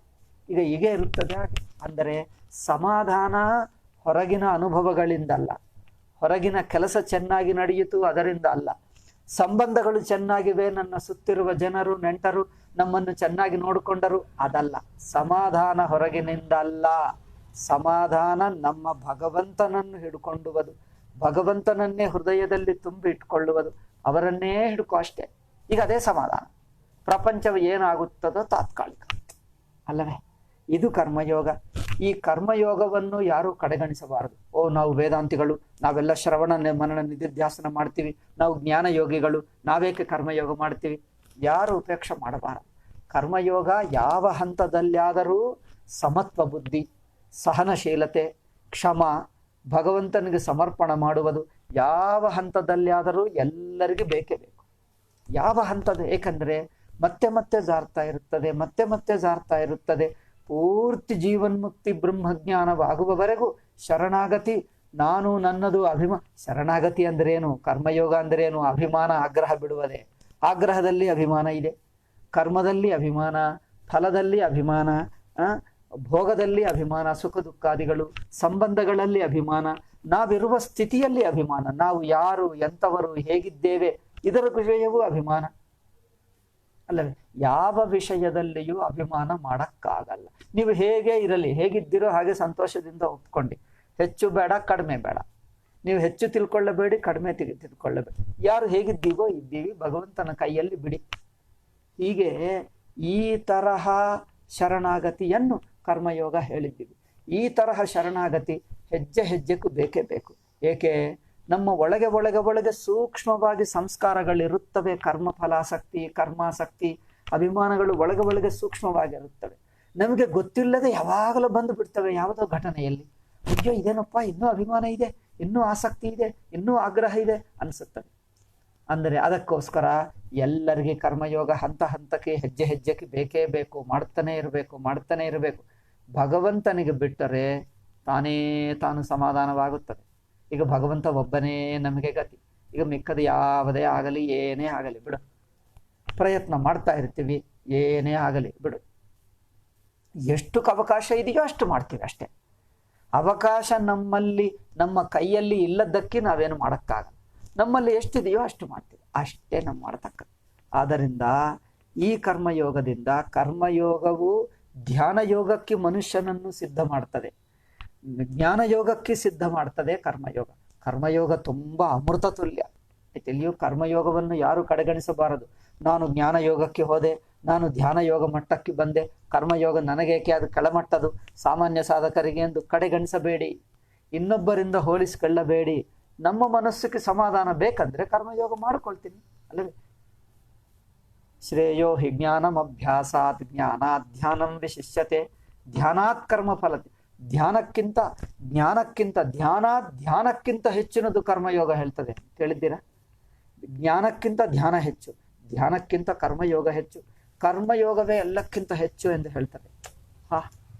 ಏಕೆಂದರೆ ಕರ್ಮಯೋಗದಲ್ಲಿ ತಕ್ಷಣವೇ ಟೆನ್ಷನ್ ಹೋಗುತ್ತದೆ, ಈಗಲೇ ಸಮಾಧಾನ ಬಂದು ಬಿಡುತ್ತದೆ, ಈಗಲೇ ತಕ್ಷಣವೇ. ತ್ಯಾಗಾತ್ ಶಾಂತಿರನಂತರಂ. ಕರ್ಮಯೋಗದಿಂದ ಈಶ್ವರಾರ್ಪಣ ಭಾವನ, ಕರ್ಮಫಲಾಸಕ್ತಿ ಬಿಟ್ಟರೆ ಬಿಟ್ಟಿದ ತಕ್ಷಣವೇ ಗಿನ್ಷನ್ ಎಲ್ಲ. ನಿಮಗೆ ಯಾವಾಗಲೂ ಒಂದ್ಸಲ ಟೆನ್ಷನ್ ಬಂದರೆ, ಏನೋ ಮನಸ್ಸಿಗೆ ಬೇಜಾರಾಗ್ತಾ ಇದೆ, ಟೆನ್ಷನ್ ಬಂದಿದೆ ಅಂದರೆ ಗಮನಿಸಿ, ಎಲ್ಲೋ ಕರ್ಮಯೋಗ ಆಗಲಿಲ್ಲ, ಎಲ್ಲೋ ಮನಸ್ಸು ಹಿಡಿಯುತ್ತಾ ಇದೆ, ಬಿಗಿ ಹಿಡಿಯುತ್ತಾ ಇದೆ, ಆಸಕ್ತಿ ಇಟ್ಕೊಂಡಿದೆ, ಆಗ್ರಹ ಇಟ್ಕೊಂಡಿದೆ, ಅದಕ್ಕೋಸ್ಕರ ತೊಂದರೆ ಆಗ್ತದೆ. ಗಮನಿಸಿ, ಎಲ್ಲಿ ಟೆನ್ಷನ್ ಬಂತೋ ನಿಮ್ಮ ಕೈಯಲ್ಲಿದೆ, ನಿಮ್ಮ ಕೈಯಲ್ಲಿದೆ. ನೋಡ್ಕೊಂಡು ಸ್ವಲ್ಪ ಮನಸ್ಸನ್ನು ನೋಡ್ಕೊಂಡು, ಅಯ್ಯೋ ಇಲ್ಲೇನೋ ಆಗ್ರಹ ಮಾಡ್ತಾ ಇದ್ದೆ, ಆಯ್ತು ಬಿಡಿ, ತಕ್ಷಣವೇ ಸಮಾಧಾನ, ತಕ್ಷಣವೇ ಆಯ್ತು. ಎಲ್ಲಿಯೂ ತಕ್ಷಣವೇ ಹೇಳ್ತಾ ಇದ್ದೀನಿ, ನೀವು ಬೇಕಾದರೆ ಪರೀಕ್ಷೆ ಮಾಡಿಕೊಂಡು ನೋಡಿ. ಎಲ್ಲೆಲ್ಲಿ ಟೆನ್ಷನ್ ಬಂತೋ ಅದಕ್ಕೆ ಕರ್ಮಯೋಗವು ಕಡಿಮೆ ಆಯಿತು, ಕರ್ಮಯೋಗವಿರಲಿಲ್ಲ, ಕರ್ಮಯೋಗ ಇಸ್ ಡಿಫಿಷಿಯಂಟ್, ಅದಕ್ಕೋಸ್ಕರನೇ ಟೆನ್ಷನ್ ಬಂತು. ಲೌಕಿಕ ವ್ಯವಹಾರದಲ್ಲಿ ಟೆನ್ಷನ್ ಹೋಗಬೇಕಂದ್ರೆ ಕರ್ಮಯೋಗ ಒಂದೇ ಉಪಾಯ. ಯಾಕಂದ್ರೆ ಜ್ಞಾನ ಯೋಗ ಅಂದ್ರೆ ಜ್ಞಾನ ಯಾವಾಗ ಬರ್ತದೋ ನಮ್ಮ ಕೈಯಲ್ಲಿಲ್ಲ. ಶ್ರವಣ ಮಾಡ್ತೀವಿ ಮಾಡ್ತೀವಿ ಮಾಡ್ತೀವಿ, ಎಷ್ಟು ಮಾಡಿದರೂ ಜ್ಞಾನ ಯಾವಾಗ ಬರ್ತದೋ ಭಗವಂತನಿಗೆ ಗೊತ್ತು. ಅಲ್ಲವೇ? ಧ್ಯಾನ ಯೋಗ ಎಷ್ಟು ಮಾಡಿದ್ದರೂ ನಿಧಿಧ್ಯಾಸನ ಬ್ರಹ್ಮಸ್ವರೂಪದಲ್ಲಿ ನಿಲ್ಲುವುದು ಯಾವಾಗ ಆಗ್ತದೋ ಗೊತ್ತಿಲ್ಲ. ಕರ್ಮಯೋಗ ಮಾತ್ರ ನಮ್ಮ ಕೈಯಲ್ಲಿದೆ, ಅಲ್ಲವೇ? ಟೆನ್ಷನ್ ಬಂದರೆ ಟೆನ್ಷನ್ ಬಿಡಿಸ್ಕೊಳ್ಳುವುದಕ್ಕೆ, ಬೇಜಾರು ಬಿಡಿಸ್ಕೊಳ್ಳುವುದಕ್ಕೆ, ದುಃಖ ಬಿಡಿಸ್ಕೊಳ್ಳುವುದಕ್ಕೆ, ಮನಸ್ಸಿಗೆ ಏನೋ ಏನೋ ಏನೋ ವಿಕಲವಾಯಿತು, ಅದೆಲ್ಲ ಬಿಡಿಸ್ಕೊಳ್ಳುವುದಕ್ಕೆ ತಕ್ಷಣ ಉಪಾಯ ನಮ್ಮ ಕೈಯಲ್ಲಿದ್ದ ಉಪಾಯ. ಕರ್ಮಯೋಗವನ್ನು ಕಡೆಗಣಿಸಬೇಡಿ, ಅದು ಅಮೃತ ತುಲ್ಯ. ಭಗವಂತನ ವಿಶೇಷ ಅನುಗ್ರಹ ನಮ್ಮ ಮೇಲೆ ಇರುತ್ತದೆ. ಕರ್ಮಯೋಗದಲ್ಲಿ ನೀವೇ ಮಾಡಿಕೊಳ್ಳಬಹುದು, ತಕ್ಷಣವೇ ಬಿಡುಗಡೆ ಪಡ್ಕೊಳ್ತೀವಿ. ಅಂದ್ರೆ ಪೂರ್ತಿ ಬ್ರಹ್ಮಜ್ಞಾನವಾಗಲ್ಲ, ಟೆನ್ಷನ್ ಮಾತ್ರ ಈಗಲೇ ಬಿಡ್ತದೆ, ಈಗಲೇ ಬಿಟ್ಬಿಡ್ತದೆ. ಆದ್ದರಿಂದ ಕರ್ಮಯೋಗ ತುಂಬಾ ಒಳ್ಳೆಯದು, ಯಾರು ಬಿಡಬಾರದು. ಅದು ಅಮೃತ ತುಲ್ಯ. ಭಗವಂತನ ನಿಮ್ಮ ಮೇಲೆ ವಿಶೇಷ ಪ್ರೀತಿ ಇದೆ, ವಿಶೇಷ ಅನುಗ್ರಹವಿದೆ ಎಂದು ಇಟ್ಕೊಂಡು ನೋಡಿ. ಕರ್ಮಯೋಗ ಅಷ್ಟು ಒಳ್ಳೆಯದು. ಯಾರು ಕರ್ಮಯೋಗ ಅಂದ್ರೆ ಏನು? ಟೆನ್ಷನ್ ಬಿಟ್ಕೊಂಡು ನಿಶ್ಚಿಂತವಾಗಿರುವುದು ಕರ್ಮಯೋಗ. ಯಾರಿಗಿಷ್ಟವಿಲ್ಲ ಹೇಳಿ? ಟೆನ್ಷನ್ ಮಾಡ್ಕೊಳ್ಳೋದು ಇಷ್ಟವ ನಮಗೆ?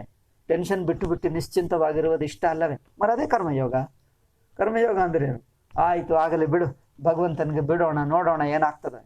ಅಯ್ಯೋ ನಾನು ತಪ್ಪು ಮಾಡಿದೆ, ಟೆನ್ಷನ್. ಎಲ್ಲರೂ ಮಾಡ್ತೀವಪ್ಪ, ನಾವು ಮಾಡ್ತೀವಿ, ನಮ್ಮ ಮೇಲೆ ಇಷ್ಟೇಕೆ ಅಭಿಮಾನ, ಬಿಡು. ಕರ್ಮಯೋಗ ಅಂದ್ರೆ ಏನು?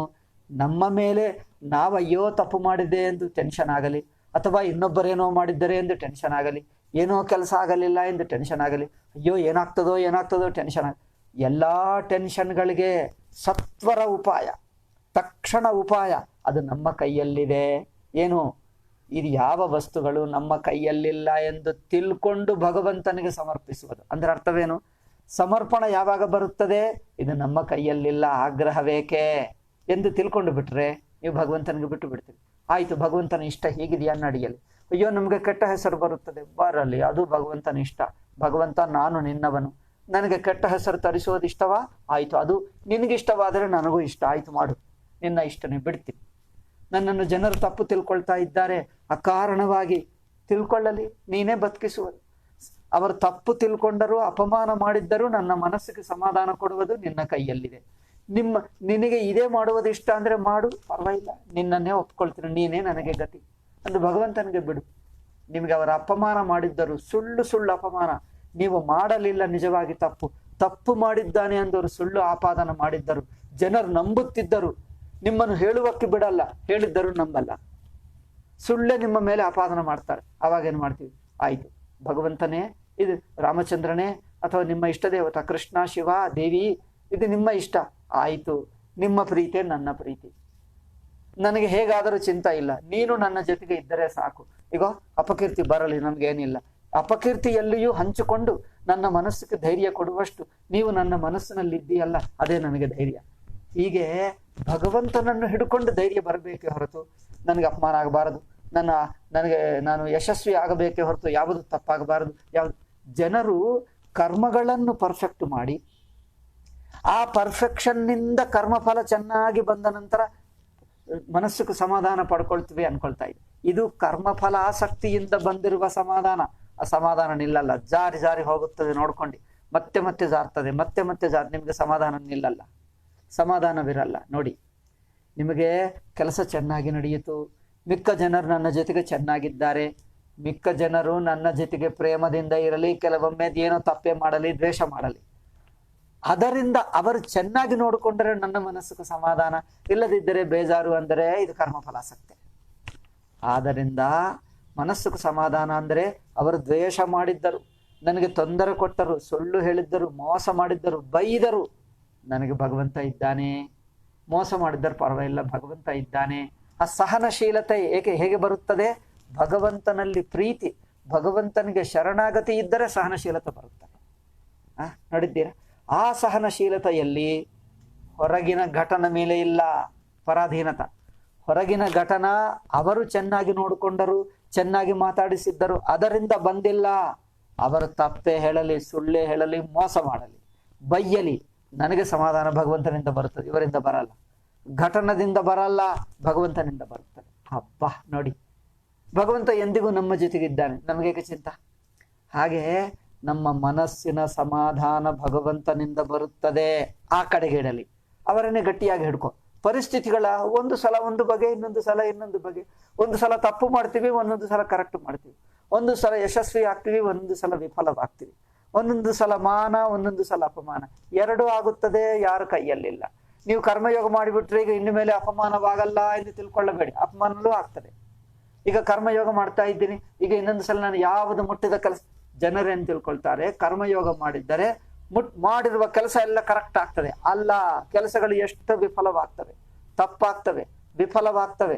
మరి ಧೈರ್ಯವೆಲ್ಲಿ? ಭಗವಂತನಿಗೆ ಬಿಟ್ಟೆ ಅಲ್ಲಿ ಧೈರ್ಯ ಬರುತ್ತದೆ. ಕರ್ಮ ಸರಿಯಾಗಿ ಆಗುವುದರಿಂದ ಧೈರ್ಯ ಅಲ್ಲ. ನೋಡಿ ನೋಡಿ ಎಷ್ಟು ಚೆನ್ನಾಗಿದೆ. ಅಂದರೆ ಹೊರಗಿನ ಪದಾರ್ಥಗಳು ನೋಡಿಕೊಂಡು ಈ ಧೈರ್ಯ ಬರುವಂಥದ್ದಲ್ಲ, ಇದು ಭಗವಂತನನ್ನು ನಂಬಿಕೊಂಡುವುದರಿಂದಲೇ ಬಂದಿರುವ ಧೈರ್ಯ. ನಾನೆಷ್ಟು, ನಾನು ಅಲ್ಪ ಮನುಷ್ಯ, ಪರ್ಫೆಕ್ಟ್ ಮಾಡ್ತೀನಿ ಎಂದು ಆಗ್ರಹ ಏಕಪ್ಪ ನಮ್ಮ ಕೈಯಲ್ಲಿದೆಯಾ? ನಾವು ಅಲ್ಪ ಮನುಷ್ಯರು, ತಪ್ಪುಗಳು ಆಗುತ್ತವೆ, ಅದರಲ್ಲಿ ಏನು ದೊಡ್ಡ ದೊಡ್ಡ ತಪ್ಪೇನಿಲ್ಲ. ನಾವು ಅಲ್ಪ ಮನುಷ್ಯರು, ತಪ್ಪುಗಳಾಗ್ತವೆ. ಅಭಿಮಾನವಿಲ್ಲದೆ ವಿನಯದಿಂದ ಒಪ್ಪಿಕೊಳ್ತೀವಿ, ವಿನಯದಿಂದ ಒಪ್ಪಿಕೊಳ್ತೀವಿ. ಇನ್ನೊಬ್ಬರು ತಪ್ಪು ಹಿಡಿದರೂ, ನಿಂದೆ ಮಾಡಿದ್ದರೂ ಕ್ಷಮದಿಂದ ವಿನಯದಿಂದ ಸ್ವೀಕಾರ ಮಾಡ್ತೀವಿ. ಅವರ ನಿಂದೆಯನ್ನು ವಿನಯದಿಂದ ಮಾಡ್ತೀವಿ. ಆಫ್ಟರ್ ಆಲ್ ನಾವು ಮನುಷ್ಯರು. ದೇಹದಿಂದ ತಪ್ಪಾದರೆ ಆಗಬಹುದು, ಮನಸ್ಸಿನಿಂದ ತಪ್ಪಾದರೆ ಆಗಬಹುದು. ಅಭಿಮಾನ ಬೇಕೆ? ಮನಸ್ಸಿನಿಂದ ತಪ್ಪಾಗಬಾರದು, ಇಂದ್ರಿಯದಿಂದ ತಪ್ಪಾಗಬಾರದು, ದೇಹದಿಂದ ತಪ್ಪಾಗಬಾರದು. ಏಕೆ ಅಷ್ಟು ಅಭಿಮಾನ? ಮನಸ್ಸು ತಪ್ಪು ಮಾಡ್ತದೆ, ಏನಿದೆ, ಇಂದ್ರಿಯಗಳು ಮಾಡುತ್ತವೆ, ದೇಹ ಮಾಡುತ್ತದೆ. ಏಕೆ? ಆತ್ಮ ನಿತ್ಯ ಶುದ್ಧ, ಭಗವಂತನಿಗೆ ಬಿಟ್ಟಿದ್ದೇವೆ. ತಪ್ಪು ಮಾಡಿದ್ದರೂ ಭಗವಂತ ನಮ್ಮನ್ನು ಪ್ರೀತಿಯಿಂದ ಅನುಗ್ರಹ ಮಾಡ್ತಾನೆ. ಭಗವಂತನ ಅನುಗ್ರಹ ಕಡಿಮೆ ಮಾಡಲ್ಲ, ಉಪಸಂಹಾರ ಮಾಡಲ್ಲ, ಕಿತ್ತುಕೊಳ್ಳಲ್ಲ. ನೀವು ತಪ್ಪು ಮಾಡಿದ್ದಿ ಆಗ್ರಹ ಮಾಡ. ನೀವು ಮಾಡುವುದು ಮನಸ್ಫೂರ್ತಿಯಾಗಿ ಪ್ರಾಮಾಣಿಕ ಹೃದಯದಿಂದ ಹೋಲ್ ಹಾರ್ಟೆಡ್ಲಿ ಮಾಡು. ಅದು ಮಾಡದಿದ್ದರೆ ಭಗವಂತ ಅನುಗ್ರಹ ಕಿತ್ಕೊಳ್ತಾನೆ, ಅನುಗ್ರಹ ಕೊಡಲ್ಲ, ವಾಪಸ್ ತಗೊಳ್ಬಿಡ್ತಾನೆ. ನಾನು ಮಾಡುವುದು ನಮ್ಮ ಪರವಾಗಿ ಸರಿ, ಆದಷ್ಟು ಮಟ್ಟಿಗೂ ಒಳ್ಳೆಯದು ಮಾಡ್ತಾ ಇದ್ದೆ. ಈಗ ಆದರೂ ಏನಾದರೂ ಆಗಿದ್ದರೆ ವಿನಯದಿಂದ ಒಪ್ಕೊಳ್ತೀನಿ, ನಾನು ಸರಿಯಾಗಿ ಮಾಡಿದ್ದೇನೆ, ಅದೇ ಕೆಲಸ. ಈಗ ಆಗ್ರಹ ಮಾಡಲ್ಲ. ನಾನು ಮಾಡುವುದು ಸರಿಯಾಗಿ ಮಾಡಿದೆ, ಕೆಲಸ ತಪ್ಪಾದರೆ ನನ್ನನ್ನು ಹೇಳುವುದೇಕೆ? ತಪ್ಪಾದರೆ ಆಗಲಿ, ನಾನು ಮಾಡುವುದು ಸರಿಯಾಗಿ ಮಾಡಿದೆ. ಈಗ ಈ ಆಗ್ರಹ ಮಾಡಲ್ಲ. ನಾನು ಆಗುವುದು ಸರಿಯಾಗಿ ಮಾಡ್ತೀನಿ, ಆದರೂ ತಪ್ಪಾದರೆ ಆಗಬಹುದು. ಏಕೆ? ಅಭಿಮಾನವಿಲ್ಲದೆ ವಿನಯದಿಂದ ಒಪ್ಕೊಳ್ತೀವಿ. ಅದು ಕರ್ಮಯೋಗ. ಕರ್ಮಯೋಗ ಅಂದರೆ ಈ ಅರ್ಥ ಅಲ್ಲ, ಈಗ ಹೇಳಿದ್ದೀನಿ ನೋಡಿ. ಹಾಗೆ ಅಂದರೆ ನಾನು ಮಾಡುವುದು ಸರಿಯಾಗಿ ಮಾಡಿದೆ, ತಪ್ಪಾದರೆ ನನ್ನನ್ನು ನಿಂದೆ ಮಾಡುವುದೇಕೆ? ಕೆಲಸ ತಪ್ಪಾಗ್ತದೆ, ಒಂದೊಂದು ಸಲ ಆಗುತ್ತದೆ. ಏಕೆ ಅಂದರೆ ತಪ್ಪಾಗಿದ್ದನ್ನು ಅಷ್ಟು ಅಭಿಮಾನದಿಂದ ಸಮರ್ಥಿಸಿಕೊಳ್ಳಬೇಕಾಗಿಲ್ಲ, ವಿನಯದಿಂದಲೇ ಹೇಳ್ತೀವಿ. ಅಂದರೆ ನಮ್ಮ ಶರೀರೇಂದ್ರಿಯ ಸ್ಥಿತಿಗಳನ್ನು ಭಗವಂತನ ಕೈಗೆ ಒಪ್ಪಿಸಿ, ಇದರಲ್ಲಿ ಕೆಲವೊಮ್ಮೆ ಸರಿ, ಕೆಲವೊಮ್ಮೆ ತಪ್ಪು, ಕೆಲವೊಮ್ಮೆ ಅನುಕೂಲ, ಕೆಲವೊಮ್ಮೆ ಪ್ರತಿಕೂಲ, ಯಾವುದು ಬಂದರೂ ಮನಸ್ಸು ಸಹಜವಾಗಿ ಒಪ್ಕೊಳ್ತದೆ, ಭಗವಂತನನ್ನೇ ನಂಬಿಕೊಂಡು. ಇದು ಕರ್ಮಯೋಗ. ಅದರಿಂದ ಹೇಳಿದ್ದೀನಿ ನೋಡಿ, ನಾನು ಇಷ್ಟೊತ್ತು ಹೇಳಿದ್ದೀನಿ, ಮತ್ತೊಂದು ಸಲ ಹೇಳ್ತೀನಿ. ತಕ್ಷಣವೇ ಟೆನ್ಷನ್ ಬಿಡಿಸ್ಕೊಳ್ಳಬೇಕಂದ್ರೆ, ಟೆನ್ಷನ್ ಅಂದರೆ ಮನಸ್ಸಿಗೆ ಬೇಜಾರು, ಮೂಡ್ ಡಿಸ್ಟರ್ಬ್ ಆಯಿತು, ಬೇಜಾರಾಯಿತು, ಮನಸ್ಸು ಏನೇನೋ ಆಗಿಬಿಟ್ಟಿದೆ, ಟೆನ್ಷನ್ ಇದೆ, ದುಃಖ ಇದೆ, ಬೇಜಾರಿದೆ ಅಂದರೆ ಮಾನಸಿಕ ದುಃಖ ಹೇಳ್ತಾ ಇದೆ. ಮಾನಸಿಕ ದುಃಖ, ಬೇಜಾರು, ಟೆನ್ಷನು, ಅಪ್ಪ ಏನೋ ಆಗ್ತಾ ಇದೆ, ಏನಾಗ್ತದೋ, ಆಂಗ್ಸೈಟಿ, ಗಾಬರ, ನಾಳೆ ದಿವಸ ಏನಾಗುತ್ತದೋ, ಈ ಟೆನ್ಷನ್ಗಳು, ಆಂಗ್ಸೈಟಿಗಳು ಇವೆಲ್ಲವೂ ಹೋಗಬೇಕಂದ್ರೆ ಕರ್ಮಯೋಗವು ಅಮೃತವಾದ ಉಪಾಯ. ಅದು ನಮ್ಮ ಕೈಯಲ್ಲಿದೆ. ಕೈಯಲ್ಲಿದೆ ಅಂದರೆ ನಾವು ಬೇಗನೆ ಭಗವಂತನಿಗೆ ಸಮರ್ಪಿಸಿ ಸಮಾಧಾನ ಪಡ್ಕೊಳ್ಳಬಹುದು. ಜ್ಞಾನಯೋಗ ನೀವು ಶ್ರವಣ ಮಾಡ್ತೀರಿ, ಅದು ಜ್ಞಾನ ಯಾವಾಗ ಬರುತ್ತದೋ ನಮ್ಮ ಕೈಯಲ್ಲಿಲ್ಲ. ಅದು ವಸ್ತುತಂತ್ರ ಜ್ಞಾನ ಅಲ್ಲವೇ? ವಸ್ತುತಂತ್ರ. ಧ್ಯಾನವೂ ಅಷ್ಟೇ. ಹೀಗೆ ಕೂತಿರ್ತೀವಿ, ಅದು ಧ್ಯಾನ ಆಗುತ್ತದೋ ಹೇಳಕ್ಕಾಗಲ್ಲ. ಒಂದು ದಿವಸ ಆಗುತ್ತದೆ, ಒಂದು ದಿವಸ ಮನಸ್ಸು ಡಲ್ಲಾಗುತ್ತದೆ, ಆಗುವುದೇ ಅಲ್ಲ. ಒಂದು ದಿವಸ ಮನಸ್ಸಿಗೆ ಸಮಾಧಾನವೇ ಆಗಲ್ಲ. ಧ್ಯಾನ ಕೂತಿರ್ತೀವಿ, ಅರ್ಧ ಗಂಟೆ ಆಯಿತು, ಮನಸ್ಸಿನ್ನು ಈಗಲೇ ಶುರು ಮಾಡಿದ ಹಾಗೆ ಟೆನ್ಷನ್ ಇದೆ, ಬಿಡುತ್ತಾನೆ ಇಲ್ಲ. ಆದ್ದರಿಂದ ಧ್ಯಾನ ಯೋಗವೂ ನಮ್ಮ ಕೈಯಲ್ಲಿಲ್ಲ, ಅದು ಭಗವಂತನೇ ನೋಡ್ತಾನೆ. ಜ್ಞಾನ ಯೋಗವೂ ಭಗವಂತನೇ ನೋಡ್ತಾನೆ. ಆದರೆ ಕರ್ಮಯೋಗ ನಮ್ಮ ಕೈಯಲ್ಲಿದೆ. ಟೆನ್ಷನ್ ಈಗಲೇ ಬಿಡಿಸ್ಕೊಳ್ಳಬಹುದು. ಅಪ್ಪ ನಮಗೆ ಕಪ್ಪ ಈ ಕಾರ್ಯಭಾರ, ಇದೆಲ್ಲ ಭಾರ ನಮ್ಮ ಮೇಲೆ ಹಾಕ್ಕೊಳ್ಳುವುದೇಕೆ? ಭಗವಂತನಿಗೆ ಬಿಟ್ಟೆ, ಆಯಿತು, ಆಗಲಿ, ಏನಾದರೂ ನಡೆಯಲಿ. ನಮ್ಮ ಮನಸ್ಸು ಒಂದು ಆಗ್ರಹ ಇಟ್ಕೊಂಡಿದ್ದಲ್ಲ, ಅದು ಬಿಡುವುದು ಕರ್ಮಯೋಗ. ಅದು ಬಿಟ್ಟರೆ ತಕ್ಷಣವೇ ಸಮಾಧಾನವಾಗುತ್ತದೆ. ಯಾವುದು ಅಭಿಮಾನ ಪಟ್ಕೊಳ್ಳಬೇಡಿ. ನಾವಿದ್ದೀವೇನೋ ಇದ್ದೀವಿ, ತಪ್ಪೋ ಒಪ್ಪೋ ಎಲ್ಲರಿರುವ ಹಾಗೆ ನಾವಿದ್ದೀವಿ. ನನ್ನಲ್ಲಿ ಕೆಲವು ತಪ್ಪುಗಳಿರ್ಬೋದು, ಏಕಪ್ಪ ಅಷ್ಟು ಅಭಿಮಾನ ಇರುತ್ತೀವಿ, ಇದ್ದ ಹಾಗೆ ಇದ್ದೀವಿ, ಹೇಗಿದ್ದರೂ ನಾವು ಚೆನ್ನಾಗೇ ಇದ್ದೀವಿ. ಭಗವಂತ ಮಾಡಿದ ಹಾಗೆ ಇದ್ದೀವಿ. ನಮ್ಮ ಕೆಲಸಗಳು, ನಮ್ಮ ಅನುಭವಗಳು, ನಮ್ಮ ಪರಿಸ್ಥಿತಿಗಳು ನಮ್ಮನ್ನು ಹೆಚ್ಚಾಗಿ ನೋಡಬೇಡ. ಹೆಚ್ಚಾಗಿ ಅಂದ್ರೆ ಅಭಿಮಾನ. ನಾನು ಚೆನ್ನಾಗಿದ್ದೀನಿ, ಎಲ್ಲರಿಗಿಂತ ಹೆಚ್ಚಾಗಿದ್ದೀನಿ, ಅದೃಷ್ಟವಂತನ, ಅದು ಅಭಿಮಾನ ಬೇಡ. ಕಡಿಮೆನೂ ಬೇಡ. ಅಯ್ಯೋ ನನ್ ಗತಿ ಇದೆ, ಅಯ್ಯೋ ನನಗೆ ಗತಿ. ತನ್ನ ಮೇಲೆ ತನಗೆ ಕರುಣೆ ಬೇಡ. ಸೆಲ್ಫ್ ಪಿಟಿ ಇಂಗ್ಲಿಷ್ನಲ್ಲಿ ಹೇಳ್ತೀವಿ. ತನ್ನ ಮೇಲೆ ತನಗೆ, ತೆಲುಗಿನಲ್ಲಿ ತನ ಮೀದ ತನಕ ಜಾಲಿ ಬೇಡ. ಏಕೆ? ಭಗವಂತ ನಮ್ಮ ಸೈಡ್ ಇದ್ದಾನೆ. ಜಾಲಿ ಏಕೆ? ಜಾಲಿ ಅಂದ್ರೆ ಕರುಣೆ, ಸೆಲ್ಫ್ ಪಿಟಿ. ನಮ್ಮ ಮೇಲೆ ಸಹ ಅಯ್ಯೋ ನಾನು ಹೀಗೆ ದುರ್ಗತಿ ಆಗಿದ್ದೇನೆ, ಅಯ್ಯೋ ಇಷ್ಟು ಕಷ್ಟವಾಗಿದ್ದೇನೆ, ಅದು ಬೇಡ. ಅಭಿಮಾನವೂ ಬೇಡ, ಸೆಲ್ಫ್ ಪಿಟಿಯೂ ಬೇಡ. ಏಕೆ? ಭಗವಂತ ಇದ್ದಾನೆ. ಇದು ಒಂದು ತರಹ ಇರಲಿ, ಇದು ಒಂದು ತರಹ ಪರಿಸ್ಥಿತಿ. ಭಗವಂತನ ಲೀಲೆಗಳಲ್ಲಿ ಇದು ಒಂದು ಲೀಲೆ, ಹೀಗೆಯೂ ನಡೆಯುತ್ತದೆ, ನಡೆಯಲಿ. ಇದು ಒಂದು ಸ್ಥಿತಿ. ಮನಸ್ಫೂರ್ತಿಯಾಗಿ ಒಪ್ಕೊಳ್ಳೋಣ, ಬೇಜಾರು ಮಾಡ್ಕೊಳ್ಳದೆ. ಕೆಲವೊಮ್ಮೆ ಏನೋ ತಪ್ಪಾಗ್ತದೆ, ಆಯ್ತಪ್ಪ ಇದು ಭಗವಂತನ ಲೀಲೆ, ನೋಡೋಣ, ಮನಸ್ಫೂರ್ತಿಯಾಗಿ ಒಪ್ಕೊಳ್ಳಿ. ಬೇಜಾರು ಬೇಡ, ಅಭಿಮಾನ ಬೇಡ. ಅದು ನೋಡಿ, ಇದು ಈ ತರಹ ಭಗವಂತನಿಗೆ ಬಿಟ್ಟು ಶರಣಾಗತಿ ಪ್ರೀತಿಯಿಂದ ಬದುಕುವ. ಪ್ರತಿಯೊಂದು ಘಟನೆ, ಪ್ರತಿಯೊಂದು ಸಂಘಟನೆ, ಪ್ರತಿಯೊಂದು ಪರಿಸ್ಥಿತಿ ಭಗವಂತನೇ ಪ್ರೀತಿಯಿಂದ ನಿಮಗೆ ತರ್ತಾನೆ. ಅಂದ್ರೆ ಈ ಸಂಘಟನೆ ಎಲ್ಲ ಭಗವಂತನೇ ಅರೇಂಜ್ ಮಾಡಿದ್ದಾನೆ. ಅರೇಂಜ್ ಮಾಡಿ ನಿನ್ನನ್ನು ಬಾ ಎಂದು ಬಂದು ಕುಳಿಸಿದ್ದಾನೆ. ಸೊ ಪ್ರತಿಯೊಂದು situation god given situation. So ಇದನ್ನು ರೆಸಿಸ್ಟ್ ಮಾಡುವುದು, ವಿರೋಧ ಮಾಡುವುದು ಬೇಡ, ಬೇಡ, ಹೀಗೆ ಇರಲೇಬಾರದು, ಆಗ್ರಹ ಬೇಡ. ಎಷ್ಟೆಷ್ಟು ಮನಸ್ಸು ಒಪ್ಕೊಳ್ತದೋ ಅಷ್ಟೆಷ್ಟು ಹಗುರವಾಗುತ್ತದೆ, ಪ್ರಸನ್ನವಾಗ್ತದೆ, ಟೆನ್ಷನ್ ಎಲ್ಲ ಬಿಡುತ್ತದೆ, ಮನಸ್ಸು ನಿಶ್ಚಿಂತವಾಗಿ ಆನಂದವಾಗಿರುತ್ತದೆ. ಅದರಿಂದ ತ್ಯಾಗಾತ್ ಶಾಂತಿರನಂತರಂ ಶ್ಲೋಕ ಎಷ್ಟು ಚೆನ್ನಾಗಿದೆ.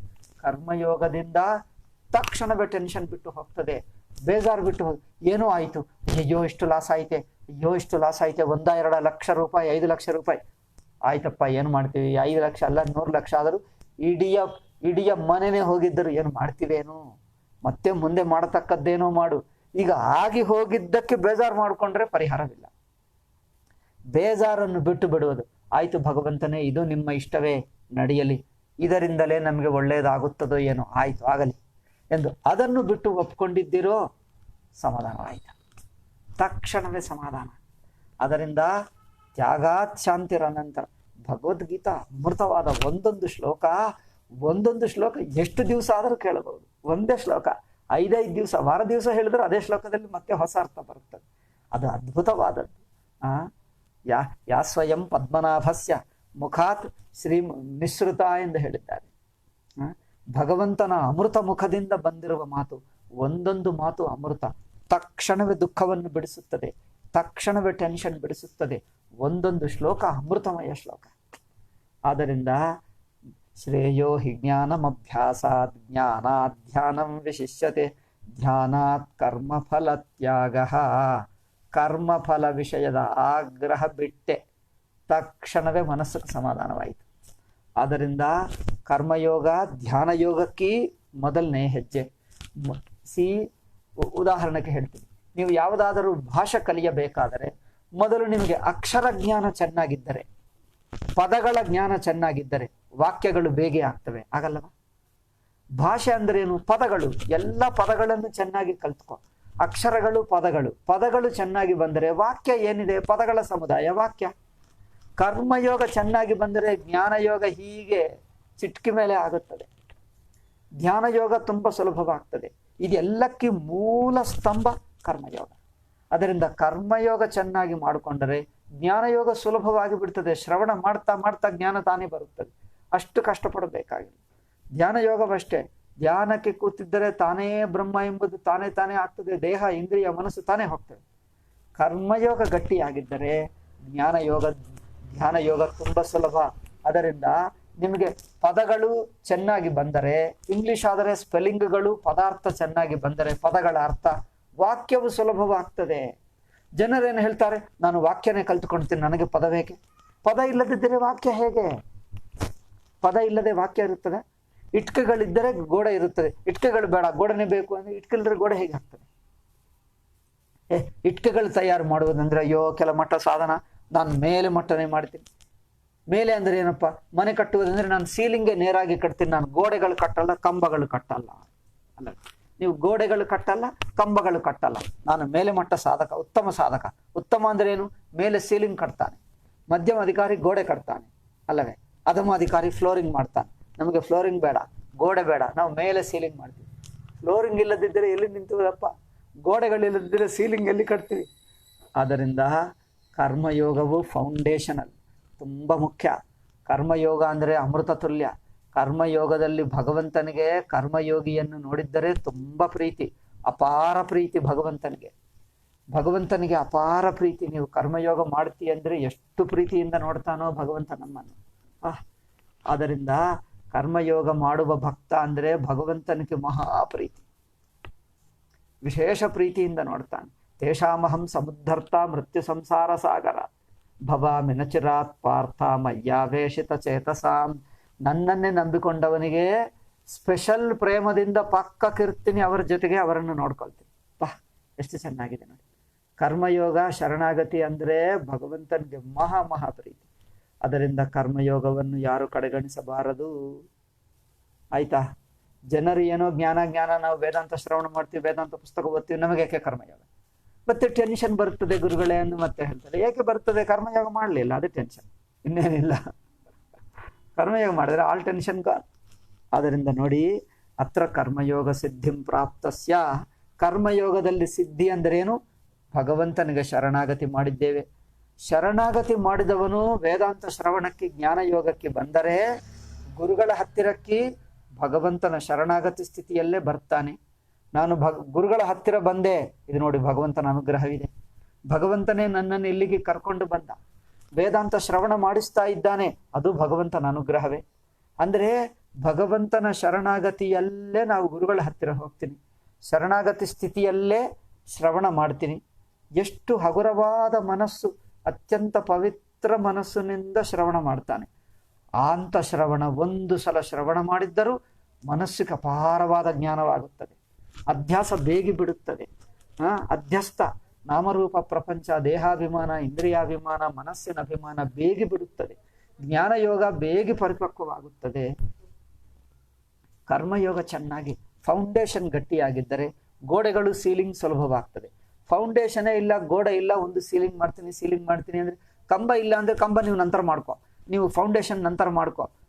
ನಾನು ಮೊದಲು ಗೋಡೆ ಫ್ಲೋರಿಂಗ್ ಕಟ್ತೀನಿ, ಫ್ಲೋರ್ ಅಲ್ಲ ಏನು ಮಾಡ್ತಾರೆ, ಸೀಲಿಂಗ್ ಕಟ್ತೀನಿ ಅಂದ್ರೆ ಗೋಡೆ ಇಲ್ಲ, ಪಿಲ್ಲರ್ಗಳಿಲ್ಲ, ಸ್ತಂಭಗಳಿಲ್ಲ, ಕೇವಲ ಸೀಲಿಂಗ್ ಹೇಗೆ ಆಗಲಿ ಅಪ್ಪ? ನಾನು ಸೀಲಿಂಗ್ಗೆ ಮಾಡ್ತೀನಿ, ನಾನು ಉತ್ತಮಾಧಿಕಾರಿ, ಮೇಲೆ ಮಟ್ಟದ ಅಧಿಕಾರಿ, ನನಗೆ ಗೋಡೆ ಬೇಡ, ಏನು ಬೇಡ, ಸೀಲಿಂಗ್ ಹಾಕು. ಏನು ಮಾಡ್ತೀವಿ? ಸೀಲಿಂಗ್ ಹಾಕ್ತಾರೆ ನೋಡಿ, ಸಿಮೆಂಟ್ ಅಲ್ಲ, ಸಿಮೆಂಟು ಕಾಂಕ್ರೀಟ್ ಅಲ್ಲ, ಮಿಕ್ಸ್ ಮಾಡುವುದೊಂದು ಮಷಿನ್ ಬರುತ್ತದೆ, ಅದು ಹೀಗೆ ತಿರುಗುತ್ತದೆ, ಅದರಲ್ಲಿ ಬಂದು ಸಿಮೆಂಟ್ ಹಾಕ್ತಾರೆ, ಕಲ್ಲು ಇಷ್ಟಿಷ್ಟು ಸಣ್ಣ ಕಲ್ಲುಗಳು ಹಾಕ್ತಾರೆ, ಆ ಮಷಿನ್ ಹೀಗೆ ತಿರುಗುತ್ತದೆ, ರೌಂಡ್ ಅದನ್ನು ಉಪ್ಪಿನಕಾಯಿ ಹಾಗೆ ತಿರುಗುತ್ತದೆ ಒಳಗೆ, ಅಲ್ಲವೇ? ಉಪ್ಪಿನಕಾಯಿ ಮಿಕ್ಸ್ ಮಾಡಿದ ಹಾಗೆ ತಿರುಗಿ ಕೊನೆಗೆ ಎಲ್ಲ ಹೊರಗೆ ಬರ್ತದೆ, ಅಲ್ಲವೇ? ಅದು ಹಾಗೆ ಅದೇ ಎಲ್ಲ ಮಾಡ್ತಾನೆ. ಅವ್ರೇನ್ ಮಾಡ್ತಾನೆ, ತಂದುಬಿಟ್ಟು ನಾನು ಸೀಲಿಂಗ್ಗೆ ಮಾಡ್ತೀನಿ, ಆಯ್ತಪ್ಪ ಸೀಲಿಂಗ್ ಮೇಲೆ ಹಾಕುವ, ಎಲ್ಲ ಹೋಗಿ ಮೇಲೆ ಹಾಕಿದ, ಏನಾಗುತ್ತದೆ? ಗೋಡೆ ಇಲ್ಲ, ಕಂಬ ಇಲ್ಲ, ಸೀಲಿಂಗ್ ಮೇಲೆ ಹಾಕಿದ, ಎಲ್ಲಿ ಬರಲಿ ಅಪ್ಪ? ಅದು ನಿಧಾನವಾಗಿ ನೇರಾಗಿ ಕೆಳಗೆ ಬಿದ್ದು ಬಿಡುತ್ತದೆ. ಅದರಿಂದ ಕರ್ಮಯೋಗವಿಲ್ಲದವರು ಜ್ಞಾನ ಯೋಗ ಧ್ಯಾನ ಯೋಗ ಮಾಡುವುದು ನಿಲ್ಲುತ್ತಾನೇ ಇಲ್ಲ. ಪಾಪ ಎಷ್ಟು ಕಷ್ಟಪಡ್ತಾ ಇದ್ದಾರೆ, ವರ್ಷಗಟ್ಲ ಶ್ರವಣ ಮಾಡ್ತಾ ಇದ್ದಾರೆ, ವರ್ಷಗಟ್ಲ ಧ್ಯಾನ ಮಾಡ್ತಾ ಇದ್ದಾರೆ, ಮನಸ್ಸು ನಿಲ್ಲುತ್ತಾನೇ ಇಲ್ಲ, ಜಾರಿ ಹೋಗ್ತಾ ಇದೆ. ಎಷ್ಟು ಶ್ರವಣ ಮಾಡಿದ್ದರೂ ಜ್ಞಾನವೇ ಆಗ್ತಾ ಇಲ್ಲ, ಆಗ್ತಾನೇ ಇಲ್ಲ. ಏಕೆ? ಕರ್ಮಯೋಗ ಫೌಂಡೇಶನ್ ಗಟ್ಟಿಯಾಗಿಲ್ಲ. ಆಯ್ತಾ? ಕರ್ಮಯೋಗವನ್ನು ಉಪೇಕ್ಷೆ ಮಾಡಬೇಡಿ. ಕರ್ಮಯೋಗ ಅಂದ್ರೆ ಏನು? ನಮ್ಮ ಮೇಲೆ ಭಾರ ಹಾಕ್ಕೊಂಡು ಟೆನ್ಷನ್ ಬೇಡ, ಭಗವಂತನಿಗೆ ಭಾರ ಒಪ್ಪಿಸಿ ಅವನ ಸೇವಕನಾಗಿ ನಾನಿರ್ತೀನಿ, ಪ್ರಿಯವಾದ ಸೇವಕನಾಗಿರ್ತೀನಿ. ನಾನು ಪ್ರೀತಿ ಮಾಡ್ತೀನಿ, ಭಗವಂತನು ಪ್ರಿಯವಾದ ನನ್ನ ಸ್ವಾಮಿ ಅಂದರೆ ನನ್ನ ಯಜಮಾನ, ನನ್ನನ್ನು ಪ್ರಿಯವಾದ ಪ್ರೀತಿಯಿಂದ ನೋಡ್ಕೊಳ್ತಾನೆ, ನಾನು ಅವರಿಗೆ ಪ್ರೀತಿಯಿಂದ ಸೇವೆ ಮಾಡ್ತೀನಿ. ಇಬ್ಬರ ಪ್ರೇಮ ಅಪರೂಪ. ಭಗವಂತನಿಗೆ ಕರ್ಮಯೋಗಿಗೆ ಭಗವಂತನಿಗೆ ಭಕ್ತಿ ಇಬ್ಬರ ಮಧ್ಯೆ ಪ್ರೀತಿ ನೋಡಿದ್ದರೆ ನೋಡುವವನಿಗೆ ಆನಂದವಾಗ್ತದೆ. ಎಷ್ಟು ಅಪರೂಪವಾದ ಪ್ರೇಮ ಅಂದರೆ, ಅವನನ್ನು ಇವನು ಚೆನ್ನಾಗಿ ನೋಡ್ಕೊಳ್ತಾನೆ, ಭಗವಂತನನ್ನು ಭಕ್ತ ನೋಡ್ಕೊಳ್ತಾನೆ, ಭಕ್ತನು ಭಗವಂತ ನೋಡ್ತಾನೆ. ಇಬ್ಬರು ಒಬ್ಬರನ್ನೊಬ್ಬರು ಬಿಡಲ್ಲ. ಅಬ್ಬಾ, ಭಗವಂತನಿಗೆ ಭಕ್ತನ್ ನೋಡಿದ್ದರೆ ಎಷ್ಟು ಆನಂದ, ತನ್ನನ್ನು ತಾನೇ ಮರೆತು ಹೋಗ್ತಾನೆ. ಭಕ್ತನಿಗೆ ಅಂತ ಭಗವಂತನ ಸನ್ನಿಧಿಯಲ್ಲಿರುವುದಂದ್ರೆ ಇವನಿಗೂ ಆನಂದವಾಗ್ತದೆ. ಅದು ನೋಡಿ, ಭಗವಂತ ನೋಡಿ ನೀವು ಏನು ಮಾಡಿದ್ದೀವಿ, ಹೇಗಿದ್ದೀವಿ ನೋಡೋದು. ನೀವು ಹೇಗೆ ಇರು, ಬಂದಿದ್ದೀಯಪ್ಪ, ಹಾ ಬಂದಿದ್ದ, ಎಷ್ಟು ಸಂಭ್ರಮ, ಎಷ್ಟು ಆನಂದ. ಇನ್ನೊಬ್ಬರು ಹೇಳ್ತಾರೆ, ಏನಪ್ಪ ಅವನೆಲ್ಲ ಕೆಟ್ಟ ಕೆಲಸ ಮಾಡಿ ಬಂದ ಅಂದ್ರೆ, ಮಾಡಲಿ ಅಪ್ಪ ಬಿಡು, ಅವ್ರು ನಮ್ಮ ಜನರು, ತಪ್ಪೇ ಮಾಡಲಿ ಪರವಾಗಿಲ್ಲ. ಅಂದ್ರೆ ಭಗವಂತನ ಪ್ರೀತಿ, ನೀವು ಏನೇ ಮಾಡಲಿ ಭಗವಂತನ ಪ್ರೀತಿ ನಿನಗೆ ನಿರಾಕರಿಸಲ್ಲ. ನೀವು ಏನೇ ಇರಲಿ, ಟೆನ್ಷನ್ನಲ್ಲಿ, ದುಃಖದಲ್ಲೂ ಭಗವಂತನ ಹತ್ತಿರಕ್ಕೆ ಬಂದರೆ ಎಲ್ಲ ಟೆನ್ಷನ್ ಹೋಗುತ್ತದೆ, ಎಲ್ಲ ದುಃಖ ಹೋಗ್ತದೆ, ಎಲ್ಲ ಆಂಗ್ಸೈಟಿ ಹೋಗುತ್ತದೆ, ಗಾಬರಿ ಹೋಗುತ್ತದೆ, ಮನಸ್ಸು ಆನಂದವಾಗ್ತದೆ. ಏಕೆ? ಭಗವಂತ ಒಬ್ಬನು ನನ್ನ ಪಾಟಿಗೆ ಇದ್ದಾನೆ, ನನ್ನ ಪರವಾಗಿದ್ದಾನೆ, ನನ್ನ ಕಡೆಯಿಂದ ನೋಡ್ತಾನೆ. ಹಬ್ಬ, ಅದೊಂದು ಧೈರ್ಯ ಸಾಕು. ಈಗ ಮಿಕ್ಕದ ಏನೇ ಆಗಲಿ, ಯಾರೇ ಏನೇ ತಿಳ್ಕೊಳ್ಳಲಿ, ಏನೇ ಆಗಬಿಡಿ, ಇದೊಂದಿದೆ ನನಗೆ.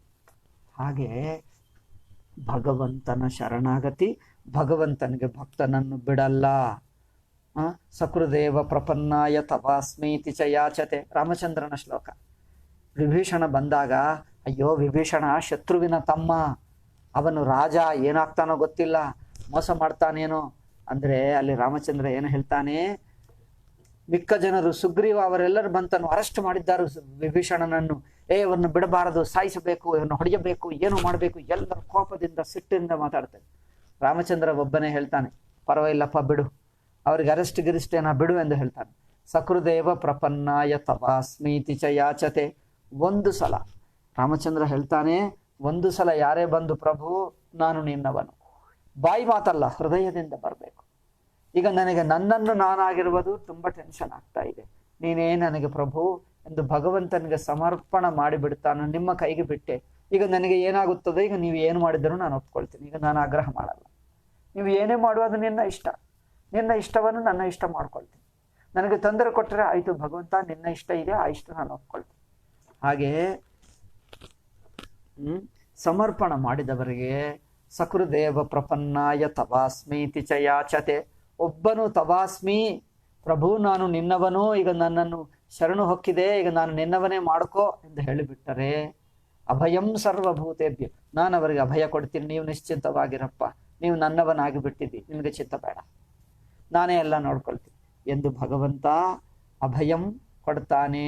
ಸರ್ವಭೂತೇಭ್ಯ, ಅಭಯಂ ಸರ್ವಭೂತೇಭ್ಯ. ಯಾರೇ ಆಗಲಿ, ಅವನು ಎಂಥ ಅಸುರನು, ರಾಕ್ಷಸನು, ದುಷ್ಟನು, ಪಾಪಾತ್ಮನು ಯಾರೇ ಆಗಲಿ, ಆ ಎಲ್ಲರಿಗೂ ನಾನು ಕೊಡ್ತೀನಿ, ಅಭಯವನ್ನೇ ಕೊಡ್ತೀನಿ. ಅಭಯಂ ಸರ್ವಭೂತೇಭ್ಯೋ ದದಾಮಿ ಏತದ್ ವ್ರತಮ್ಮಮ್ಮ. ಇದು ನನ್ನ ವ್ರತ. ವ್ರತ ಅಂದ್ರೆ ವ್ರತ ಮಾಡುವಾಗ ಹೇಗೆ ಪ್ರತಿಜ್ಞೆ ಮಾಡಿ ಬಿಡದೆ ಮಾಡ್ತೀವೋ, ಭಗವಂತ ವ್ರತ ಇದ್ದ ಹಾಗೆ ನಾನು ಬಿಡದೆ ಇದ್ದಂತೆ ಮಾಡ್ತೀನಿ, ಅವಶ್ಯವಾಗಿ ಅವರನ್ನು ಅನುಗ್ರಹ ಮಾಡ್ತೀನಿ. ಇದು ಭಗವಂತನ ಪ್ರತಿಜ್ಞೆ. ಆ ಪ್ರತಿಜ್ಞೆಯನ್ನು ನಾವು ನಿಜವಾಗಿ ನಂಬಿ ಭಗವಂತ ನೋಡ್ಕೊಳ್ತಾನೆ, ನಮಗೆ ಏಕೆ ನಿಶ್ಚಿಂತವಾಗಿರಲಿ. ಅಂಥವನಿಗೆ ಕರ್ಮಯೋಗದಿಂದ ತಕ್ಷಣವೇ ಮನಸ್ಸುకు ಸಮಾಧಾನ ಆಗುತ್ತದೆ, ಟೆನ್ಷನ್ ಎಲ್ಲ ಬಿಡುತ್ತದೆ. ನೋಡ್ಕೊಂಡು ನೀವು ಪ್ರಯತ್ನನೂ ಮಾಡಿ ನೋಡಿ, ಟೆನ್ಷನ್ ಬಿಡುತ್ತದೆ. ಶರಣಾಗತಿ ಹೊಕ್ಕಿದ್ದರೆ ಸಾಕು, ತಕ್ಷಣವೇ ಟೆನ್ಷನ್ ಬಿಡುತ್ತದೆ. ಆದ್ದರಿಂದ ಕರ್ಮಯೋಗ ಸಿದ್ಧಿಂ ಪ್ರಾಪ್ತಸ್ಯ ಧ್ಯಾನಯೋಗ. ಕರ್ಮಯೋಗ ಸಿದ್ಧಿ ಮಾಡಿಕೊಂಡವನಿಗೆ ಧ್ಯಾನಯೋಗ. ಧ್ಯಾನ ಮೊದಲು ಶ್ರವಣ ಮಾಡ್ತಾನೆ, ಶ್ರವಣದಿಂದ ಧ್ಯಾನ ಮಾಡ್ತಾನೆ, ಅದೇ ಶ್ರವಣ ಮರಣದಿಂದ ನಂತರ ಧ್ಯಾನ ಮಾಡ್ತಾನೆ. ಧ್ಯಾನದಿಂದ ಜ್ಞಾನ ಹುಟ್ಟುತ್ತದೆ. ಅಹಂ ಬ್ರಹ್ಮಾಸ್ಮಿ ಅಂದ್ರೇನು, ನಾನೆಂಬೊಬ್ಬ ವ್ಯಕ್ತಿಯ ಇಲ್ಲ, ಈಗ ಮಿಕ್ಕದು ಏನಿದೆಯೋ ಅದು ಇದೆ, ಬ್ರಹ್ಮ ಇದೆ ಅಷ್ಟೇ, ಅದೊಂದೇ ಇದೆ. ಹೀಗೆ ಜ್ಞಾನ ಪ್ರಾಪ್ತಿ, ಜ್ಞಾನನಿಷ್ಠಾಖ್ಯ ಪರಾನಿಭಕ್ತಿ. ಇದೇ ಜ್ಞಾನನಿಷ್ಠ, ಇದೇ ಪರಾಭಕ್ತಿ.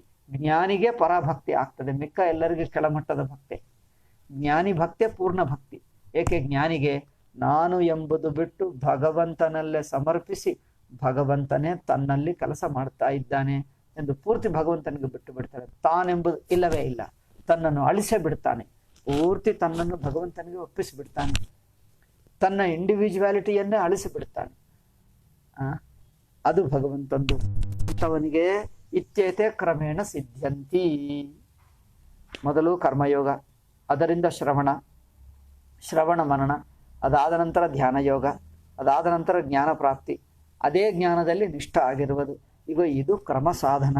ಏನ ಪರಬ್ರಹ್ಮಣ್ಯೇವ ಪ್ರವೇಶ ಪರಮ ಪುರುಷಾರ್ಥೋ ಲಭ್ಯತೆ ಇತ್ಯುಕ್ತಂ. ಇದರಿಂದಲೇ ಪರಮ ಪುರುಷಾರ್ಥವಾದ ಮೋಕ್ಷ ಅವನಿಗೆ ಸಿಕ್ಕುತ್ತದೆ. ಕರ್ಮಯೋಗವೇ ಸಾಧನದಲ್ಲಿ ಮುಖ್ಯ ಅಂಶ, ಮೇನ್ ಪಾರ್ಟ್ ಕರ್ಮಯೋಗ. ಅದು ಮಾಡಿಬಿಟ್ರೆ ಜ್ಞಾನ ಧ್ಯಾನ ಬೇಗ ಬಂದು ಬಿಡ್ತವೆ. ಫೌಂಡೇಶನ್ ಗಟ್ಟಿ ಆದರೆ ನೋಡಿ, ಗೋಡೆ ಬೇಗ ನಡೆಯುತ್ತೆ. ಫೌಂಡೇಶನ್ಗೂ ತುಂಬ ಟೈಮ್ ತಗೊಳ್ತದೆ. ಅಗಿಯೋದು, ಅದು ಚೆಕ್ ಮಾಡು, ಇದು ಚೆಕ್ ಮಾಡು, ಡಿಸ್ಟೆನ್ಸ್ ನೋಡು, ಇನ್ನೇನು ನೋಡು, ಎತ್ತರ ನೋಡು, ಏನೇನು ನೋಡ್ತಾರೆ ನೋಡಿ ನೋಡಿ ನೋಡಿ ನೋಡಿ ನೋಡಿ 2 ದಿವಸಕ್ಕೆ ಫಸ್ಟ್ ಬ್ರಿಕ್ ಇಡ್ತಾನೆ.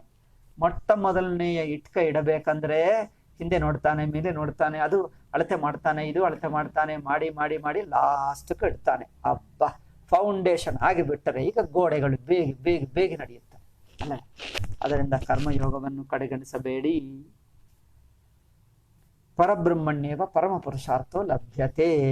ಇಷ್ಟು ಕರ್ಮಯೋಗದ ಹಿಂದಿನ ಪಾಠವನ್ನೇ ನಾನು ಸ್ವಲ್ಪ ಮುಂದುವರೆಸಿದೆ. ಈಗ ಇದಾದ ನಂತರ ನೋಡಿ, ಈಗ ಮುಂದಿನ ಪ್ರಶ್ನೆ ಏನಂದ್ರೆ 30ನೇ ಪ್ರಶ್ನೆ. 29 ಪ್ರಶ್ನೆಗಳು ಮುಗಿಯಿತು. ಒಟ್ಟು ಪ್ರಶ್ನೆಗಳೆಷ್ಟು? ಶಿಷ್ಯನ ಪ್ರಶ್ನೆಗಳು 32. ಪುಸ್ತಕದಲ್ಲೇ ಇಡೀ ಪ್ರಶ್ನೆಗಳು 32, ಶಿಷ್ಯನ ಪ್ರಶ್ನೆಗಳು 32ರಲ್ಲಿ 29 ಆಯಿತು. ಈಗ ಇನ್ನು 30, 31, 32 3 ಪ್ರಶ್ನೆಗಳು ಉಳಿದಿವೆ. ಈ 3 ಪ್ರಶ್ನೆಗಳಾದರೆ ವೇದಾಂತ ಸಾರ ಮುಗಿಯುತ್ತದೆ ಅಲ್ಲವೇ. ಈಗ ಮುಂದಿನ ಪ್ರಶ್ನೆ, ವರ್ಣಾಶ್ರಮ ಕರ್ಮರಹಿತಾನಾಂಗತಿ. ತಮ್ಮ ಸ್ವಧರ್ಮವೇ ತಮ್ಮ ವೃತ್ತಿಧರ್ಮ, ತಮ್ಮ ವರ್ಣಧರ್ಮವನ್ನೇ ಭಗವಂತನ ಪ್ರೀತಿಗಾಗಿ ಪೂಜೆಯಾಗಿ ಮಾಡು, ಅದರಿಂದ ನಿಮಗೆ ಸದ್ಗತಿ ಆಗುತ್ತದೆ, ಭಗವಂತನ ಅನುಗ್ರಹ, ಕರ್ಮಯೋಗ ಸಿಗ್ತದೆ, ಕರ್ಮಯೋಗ ಸಿದ್ಧಿ ಸಿಗ್ತದೆ. ಕರ್ಮಯೋಗದಲ್ಲಿ ಸಿದ್ಧಿ ಅಂದರೆ ಸಮತ್ವ ಬುದ್ಧಿಯಲ್ಲಿ ನಿಂತಿರುತ್ತಾರೆ. ಕರ್ಮಯೋಗದಲ್ಲಿ ಸಿದ್ಧಿ ಅಂದರೆ ಸಮತ್ವ ಬುದ್ಧಿಯಲ್ಲಿ ಸಿದ್ಧಿ. ಮನಸ್ಸಿನ ಕರ್ಮಫಲ ತ್ಯಾಗದಲ್ಲಿ ಸಿದ್ಧಿ, ಕರ್ಮವನ್ನು ಭಗವಂತನಿಗೆ ಸಮರ್ಪಣದಲ್ಲಿ ಸಿದ್ಧಿ. ಸಮರ್ಪಣವು ನಿಜವಾಗಿ ಆಗಬೇಕು, ಗಟ್ಟಿಯಾಗಬೇಕು. ಈಗ ಮತ್ತೆ ಜಾರಲೇಬಾರದು. ಕರ್ಮಫಲದಲ್ಲಿ ಆಸಕ್ತಿ ಬಿಟ್ಟಿದ್ದೀವಿ, ಮನಸ್ಸು ಹಗುರವಾಯಿತು. ಆಸಕ್ತಿ ಬಿಟ್ಟು, ಆಸಕ್ತಿ ಅಂದ್ರೆ ಏನು? ಆಗ್ರಹವಿಲ್ಲ. ಏನೇ ಆಗಲಿ, ಅದಾಗ್ತದ ಪರವಾಗಿಲ್ಲ, ಇದಾಗ್ತದ ಆಗಲಿ, ಹೇಗಾಗಿದ್ದರೂ ನಾನು ಬಿಟ್ಟೆ, ಹೇಗಾಗಿದ್ದರೂ ಮನಸ್ಫೂರ್ತಿಯಾಗಿ ಒಪ್ಕೊಳ್ತೀನಿ, ಆಗ್ರಹ ಮಾಡಲ್ಲ. ಇದು ಕರ್ಮಫಲಾಸಕ್ತಿಯಲ್ಲಿ, ಕರ್ಮಫಲಾಸಕ್ತಿ ಬಿಡುವುದರಲ್ಲಿ ಸಿದ್ಧಿ. ಹೀಗೆ ಇದು ತನ್ನ ಸ್ವಧರ್ಮ ಅಂದ್ರೆ ಏನು? ತನ್ನ ವರ್ಣಧರ್ಮ, ಆಶ್ರಮ ಧರ್ಮವನ್ನೇ ಈಶ್ವರಾರ್ಪಣವಾಗಿ ಮಾಡಬಹುದು ಕರ್ಮಯೋಗ ಎಂದು ಇಷ್ಟೊತ್ತು ಹೇಳಿದ್ದೀವಿ. ಈಗ ಒಂದು ಪ್ರಶ್ನೆ, ವರ್ಣಾಶ್ರಮಾಚಾರಾದಪಿ ಪರಿಭ್ರಷ್ಟಾ. ಯಾರಿಗೆ ವರ್ಣ ಇಲ್ಲ, ಆಶ್ರಮ ಇಲ್ಲ ಅಂದ್ರೆ ಎಲ್ಲೆಲ್ಲೋ ಯಾವ ದೇಶದಲ್ಲೋ ಅಮೆರಿಕಾಕ್ಕೆ ಹೋದ ವರ್ಣಾಶ್ರಮಗಳೆಲ್ಲ ಅಸ್ತವ್ಯಸ್ತ ಆಯಿತು. ತಮ್ಮ ವೃತ್ತಿ ಧರ್ಮ ವರ್ಣಕ್ಕೆ ಅನುಗುಣವಾಗಿಲ್ಲ, ಯಾವುದೋ ವೃತ್ತಿ ಮಾಡ್ತಾನೆ. ಈಗ ಆಗಿದ್ದರಲ್ಲ, ತಮ್ಮ ವರ್ಣ ಎಷ್ಟೋ ಜನರು ಮಾಡ್ತಾ ಇಲ್ಲ. ಯಾರು ತಮ್ಮ ವರ್ಣಧರ್ಮ ಮಾಡ್ತಾರೋ ಅದನ್ನೇ ಭಗವತ್ ಸೇವೆ ಆಗಿ ಮಾಡು ಕರ್ಮಯೋಗವಾಗಿ. ಯಾರಿಗೆ ವರ್ಣಧರ್ಮ ಇಲ್ಲವೋ ಅಥವಾ ತಪ್ಪಾಯಿತು, ಅಥವಾ ಏನೋ ವರ್ಣಾಚಾರಗಳು, ವರ್ಣಧರ್ಮಗಳು, ಆಶ್ರಮ ಧರ್ಮಗಳು ಹೇಳಿದ್ದಾರೆ, ಇವರಿಗೂ ಗೊತ್ತೂ ಇಲ್ಲ, ಸರಿಯಾಗಿ ಮಾಡಲೂ ಇಲ್ಲ, ಎಷ್ಟೋ ವರ್ಷಗಟ್ಟಲೆ ನಡೆಯಿತು. ಏನ್ ಮಾಡ್ಬೇಕು ಅವರಿಗೆ? ವರ್ಣಾಶ್ರಮ, ಅಥವಾ ಕೆಲವರು ಚಂಡಾಲರಿದ್ದಾರೆ, ಅವರಿಗೆ ವರ್ಣಾಶ್ರಮ ಧರ್ಮಗಳಿಲ್ಲ. ಮ್ಲೇಚ್ಛರಿದ್ದಾರೆ, ವಿದೇಶಿಯರು, ಅವರಿಗೆ ವರ್ಣಾಶ್ರಮ ಧರ್ಮಗಳಿಲ್ಲ. ಈಗ ಈ ದ್ವಿಜರಿಕಿ ಬ್ರಾಹ್ಮಣರಿಗಾದರೂ ಎಷ್ಟೋ ಜನರು ಬಿಟ್ಟು ಬಿಟ್ಟರು, ವರ್ಣಾಶ್ರಮ ಧರ್ಮ ನಡೆಯುತ್ತಾ ಇಲ್ಲ. ವರ್ಣಾಶ್ರಮ ಅಂದ್ರೆ ಶಾಸ್ತ್ರ ನಿಮಗೆ ಆಜ್ಞೆ ಕೊಟ್ಟಿತು, ಆ ಆಜ್ಞೆಯನ್ನು ನೀವು ಪ್ರೀತಿಯಿಂದ ಒಪ್ಪುಕೊಂಡು ಭಗವಂತನ ಪೂಜೆಯಾಗಿ ಮಾಡುವುದು. ಈಗ ಭಗವಂತನ ಆಜ್ಞೆ ಇಲ್ಲ. ಯಾವ ವೃತ್ತಿ ಅಂದ್ರೆ ನನಗೆ ಇಷ್ಟ, ನಾನೇ ಮಾಡ್ತೀನಿ. ತಾನು ಇಷ್ಟದಿಂದ ತನ್ನ ವೃತ್ತಿ ಸೆಲೆಕ್ಟ್ ಮಾಡ್ಕೊಳ್ತಾನೆ, ಆಯ್ಕೆ ಮಾಡ್ಕೊಳ್ತಾನೆ. ಅದರಿಂದ ಏನಾಗ್ತದೆ? ತನ್ನ ಆಸಕ್ತಿ, ತನ್ನ ಅಭಿಮಾನವೇ ಮುಖ್ಯ ಆಗ್ತಾ ಇದೆ. ಈ ಕೆಲಸ ಮಾಡಪ್ಪ ಎಂದು ಇನ್ನೊಬ್ಬರು ಗುರುಗಳು, ದೊಡ್ಡವರು ಆಜ್ಞೆ ಕೊಟ್ಟರೆ ನೀವು ಅವರ ಆಜ್ಞೆಯನ್ನು ವಿನಯದಿಂದ ಒಪ್ಪುಕೊಂಡು ಕೆಲಸ ಮಾಡಿದ್ದರೆ ಎಷ್ಟು ಪ್ರೀತಿ, ಎಷ್ಟು ಶರಣಾಗತಿ ಇರುತ್ತದೆ. ನಾನೇ ಇಷ್ಟಪಟ್ಟು ಒಂದು ಕೆಲಸ ಮಾಡಿದ್ದರೆ, ನಿಮ್ಮ ಇಷ್ಟ ಅಂದ್ರೆ ಏನು? ರಾಗ. ಸಂಸ್ಕೃತದಲ್ಲಿ ರಾಗ, ದ್ವೇಷದಲ್ಲಿ ರಾಗ ಹೇಳ್ತೀವಿ ನೋಡಿ. ನಿಮ್ಮ ಇಷ್ಟ ಪೂರೈಸುತ್ತದೆ, ಸಮಾಧಾನ ಬರುತ್ತದೆ, ಅದು ಆಸಕ್ತಿ ಸಮಾಧಾನ, ಅದು ಸಾತ್ವಿಕ ಸಮಾಧಾನ ಅಲ್ಲ, ನಿಸ್ವಾರ್ಥದ ನಿಷ್ಕಾಮದ ಸಮಾಧಾನ ಅಲ್ಲ. ಆ ಸಮಾಧಾನ ಹೆಚ್ಚಿರಲ್ಲ, ಮೇಲೆ ಇರುತ್ತದೆ, ಅದರ ಜೊತೆಗೆ ಭಯ ಇರುತ್ತದೆ, ಪೂರ್ಣವಾಗಿಲ್ಲ. ನಿಷ್ಕಾಮ ಕರ್ಮಯೋಗದಲ್ಲಿ ಸಮಾಧಾನವಾಗುತ್ತದಲ್ಲ, ಶರಣಾಗತಿಯಲ್ಲಿ ಆ ಸಮಾಧಾನ ಬೇರೆ. ಅದರಿಂದ ನನ್ನ ವೃತ್ತಿಯನ್ನು ನಾನೇ ಆಯ್ಕೆ ಮಾಡಿಕೊಂಡರೆ ನನ್ನ ಅಭಿಮಾನ ನೋಡಿಕೊಂಡು ಮಾಡ್ತೀನಿ. ಅದೇ ಶಾಸ್ತ್ರ ಕೊಟ್ಟಿತು, ನೀವು ಈ ಕುಟುಂಬದಲ್ಲಿ ಹುಟ್ಟಿದ್ದೀವಿ, ಈ ವೃತ್ತಿ ನೀನು ಮಾಡಬೇಕು ಅಂದರೆ ಆಯಿತು, ಶಾಸ್ತ್ರ ಕೊಟ್ಟಿತ್ತು, ನಾನು ಒಪ್ಕೊಳ್ತೀನಿ. ಈ ಕಾಲದಲ್ಲಿ ಹೇಳ್ತಾರೆ ಜನ್ಮದಿಂದ ನೀವು ಅವರಿಗೆ ಮಾಡಬೇಕೆನ್ನುವುದು ಹೇಳುವುದೇಕೆ? ಜನ್ಮಕ್ಕೆ ನಾನು ಜವಾಬ್ದಾರಿ ಅಲ್ಲ, ಈಗ ಮಾತಾಡ್ತಾನೆ. ನಾನು ಎಲ್ಲೋ ಹುಟ್ಟಿದೆ ಅಷ್ಟೇ, ಅಷ್ಟು ಮಾತ್ರ ನನಗೆ ಅದೇ ಕೆಲಸ ಮಾಡೋದೇಕೆ? ನಾನು ಯಾವುದಾದ್ರೂ ಮಾಡ್ತೀನಿ ಅಂದರೆ ಭಗವಂತನು ಕೊಟ್ಟಿರುವ ಜನ್ಮ ಇವರು ರಿಜೆಕ್ಟ್ ಮಾಡ್ತಾನಂತೆ, ತಾನು ಆಯ್ಕೆ ಮಾಡಿದ್ದೇ ಇಷ್ಟಪಟ್ಕೊಳ್ತಾನಂತೆ. ನೋಡಿ ಜನರ ಬುದ್ಧಿ ನೋಡಿ ಹೇಗಿದೆ. ವರ್ಣಾಶ್ರಮ ಧರ್ಮದಲ್ಲಿ ಭಗವಂತನೇ ಆಯ್ಕೆ ಮಾಡಿ ಕೊಟ್ಟ, ಅದನ್ನು ನಾವು ಪ್ರೀತಿಯಿಂದ ಒಪ್ಕೊಳ್ತೀವಿ ಅಂದ್ರೆ ವಿನಯದಿಂದ ಒಪ್ಕೊಳ್ತಾ ಇದ್ವಿ. ಗುರುಗಳ ಆಜ್ಞೆ ಕೊಟ್ಟರು ಮಾಡ್ತೀವಿ ಅಂತ ಒಪ್ಪಿಕೊಂಡು ಮಾಡ್ತೀವಿ ಅಷ್ಟೀಗ ಆಗ್ರಹ ಮಾಡಲ್ಲ. ಅದೇ ಕರ್ಮಯೋಗ. ಅಂದ್ರೆ ಶಾಸ್ತ್ರ ಆಜ್ಞೆ ನನಗೆ ಕೊಟ್ಟಿತು, ನಾನು ಒಪ್ಕೊಳ್ತೀನಿ ಅಂದ್ರೆ ಸಾಕು, ಅದೇ ಕರ್ಮಯೋಗವಾಯಿತು. ಆದರೆ ಈ ಕಾಲದವರು ವರ್ಣಾಶ್ರಮ ಧರ್ಮಗಳೇ ಇಲ್ಲ. ತನ್ನ ಆಸಕ್ತಿಯಿಂದ ಆ ವೃತ್ತಿ ಈ ವೃತ್ತಿ ಕೈಗೊಂಡರು. ಎಷ್ಟೋ ವೃತ್ತಿಗಳನ್ನು ಆಸಕ್ತಿಯಿಂದ ಕೈಗೊಂಡರು. ಈಗ ಅವರ ಗತಿ ಏನಾಗಬೇಕು? ಅವರಿಗೆ ಮತ್ತೆ ಕರ್ಮಯೋಗಕ್ಕೆ ತರಕ್ಕಾಗುತ್ತದಾ? ಏ ವರ್ಣಾಶ್ರಮಾಚಾರದಪಿ ಪರಿಭ್ರಷ್ಟಾ. ವರ್ಣಾಶ್ರಮಾಚಾರಗಳು ಸರಿಯಾಗಿ ಮಾಡ್ತಾ ಇಲ್ಲ, ಬಿಟ್ಟು ಬಿಟ್ಟರು. ಇಂಗ್ಲಿಷ್ ಮೀಡಿಯಂ ಓದಿ ಕಿಂ ತೇಷಾಂ ಸರ್ವತಾ ಅಧೋಗತಿರೇವ ಫಲಂ. ಈಗ ಅಂಥವರಿಗೆ ವರ್ಣಾಶ್ರಮ ಧರ್ಮಗಳನ್ನು ಮಾಡಿದ್ದರೆ ಸಕಾಮವಾದರೆ ಸ್ವರ್ಗಲೋಕ, ನಿಷ್ಕಾಮವಾದರೆ ಕರ್ಮಯೋಗ, ಅಂತಃಕರಣ ಶುದ್ಧಿ, ಭಗವತ್ ಪ್ರಾಪ್ತಿ, ಜ್ಞಾನಯೋಗಕ್ಕೆ ನಿಧಿಧ್ಯಾಸನಕ್ಕೆ ತಯಾರಿ ಆಗುತ್ತದೆ.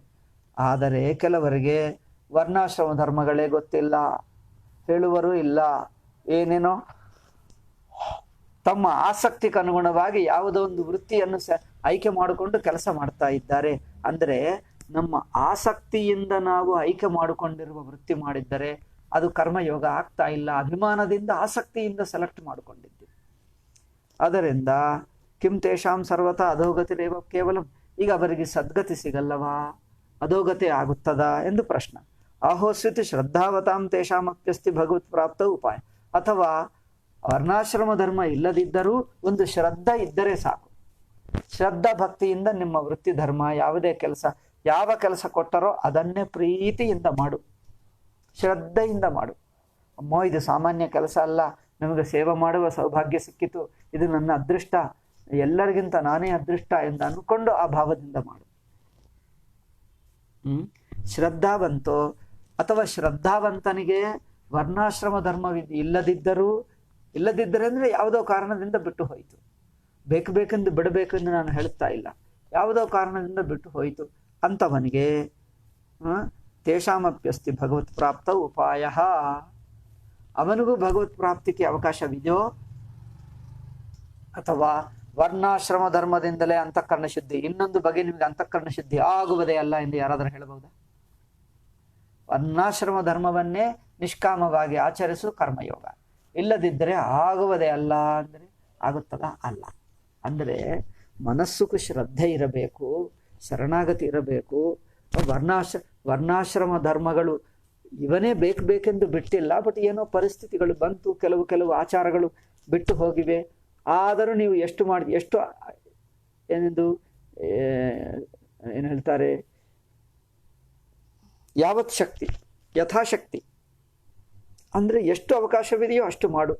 ಆದರೂ ಯಾವುದೋ ಕೆಲವು ಆಗಲ್ಲ ಅಂದರೆ ಅದಕ್ಕೆ ತನಗೆ ಶರಣು ಹೊಕ್ಕಿ, ಭಗವಂತನೇ ಈಗ ಕೆಲಸ ಆಗುತ್ತಾ ಇಲ್ಲ, ಈಗ ನಮ್ಮ ವರ್ಣಧರ್ಮ ಹೀಗೆ ಅಸ್ತವ್ಯಸ್ತ ಆಯಿತು, ಈಗ ಆಶ್ರಮ ಧರ್ಮ ಹೀಗೆ ಆಯಿತು, ಪರವಾಗಿಲ್ಲ, ಈಗ ನಿಮ್ಮನ್ನೇ ನಂಬಿಕೊಂಡು ನಿಮಗೆ ಶರಣು ಹೊಕ್ಕಿ ಮಾಡ್ತೀವಿ ಅಂದರೆ ಹೀಗೆ ಮಾಡಿಕೊಂಡರೂ ಆಗುತ್ತದೆ. ಅದಕ್ಕೆ ಗುರುಗಳು ಉತ್ತರ ಕೊಡ್ತಾರೆ. ಆಸುರ ಸಂಪದ ಅಹಂಕಾರ ಬಲದರ್ಪ ಕಾಮ ಕ್ರೋಧಾದಿ ಲಕ್ಷಣಾಯ ವಿಯುಕ್ತಾಶ್ಚೇತ್. ಅಂದರೆ ಆಸುರ ಬುದ್ಧಿ ಅಂದರೆ ಅತ್ಯಂತ ಕ್ರೂರ ದುಷ್ಟ ಆಸುರ ಬುದ್ಧಿಗಳು ಬಿಟ್ಟರೆ ನೀವು ಯಾವುದೇ ಕರ್ಮ ಈಶ್ವರ ಶರಣಾಗತಿಯಿಂದ ಬಾದು ಅದು ಕರ್ಮಯೋಗ ಆಗುತ್ತದೆ, ಅಂತಃಕರಣ ಶುದ್ಧಿ ಬರುತ್ತದೆ. ನೀವು ವರ್ಣಾಶ್ರಮವೇ ಮಾಡಿದ್ದರೆ ಒಳ್ಳೆಯದು, ಅದರಲ್ಲಿಯೂ ಶರಣಾಗತಿ ಭಕ್ತಿ ಇದೆ. ಅದು ಯಾವುದೋ ಕಾರಣದಿಂದ ಬಿಟ್ಟು ಹೋದರೆ ಅಂಥವರು ಬೇಜಾರು ಮಾಡಿಕೊಳ್ಳಬೇಕಾಗಿಲ್ಲ, ಅವರಿಗೂ ಕರ್ಮಯೋಗಕ್ಕೆ ಅವಕಾಶವಿದೆ. ಏಕೆ? ಅಸುರ ಬುದ್ಧಿಗಳು ಗುಣಗಳನ್ನು ಬಿಡು. ಈಗ ನೀವು ಯಾವುದು ವೃತ್ತಿ ತಗೊಂಡಿದ್ದೀವೋ ಅದನ್ನೇ ಭಗವಂತನ ಸೇವಾ ಎಂದು ಪ್ರೀತಿಯಿಂದ ಮಾಡು, ಅಷ್ಟೇ. ಆಸುರ ಸಂಪತ್ತು ಅಂದ್ರೆ ಏನು? ಅಹಂಕಾರ, ಬಲ, ದರ್ಪ. ಮೇಲೆ ಶ್ಲೋಕಗಳು ಹೇಳಿದ್ದಾರೆ ನೋಡಿ, ಅಹಂಕಾರಂ ಬಲಂ ದರ್ಪಂ ಕಾಮಂ ಕ್ರೋಧಂ ಪರಿಗ್ರಹಂ. ಆ ಶ್ಲೋಕ ಹೇಳಿದ್ದಾರೆ ನೋಡಿ. ಅದೇ 18ನೇ ಅಧ್ಯಾಯದಲ್ಲಿ 50, 51, 52, 54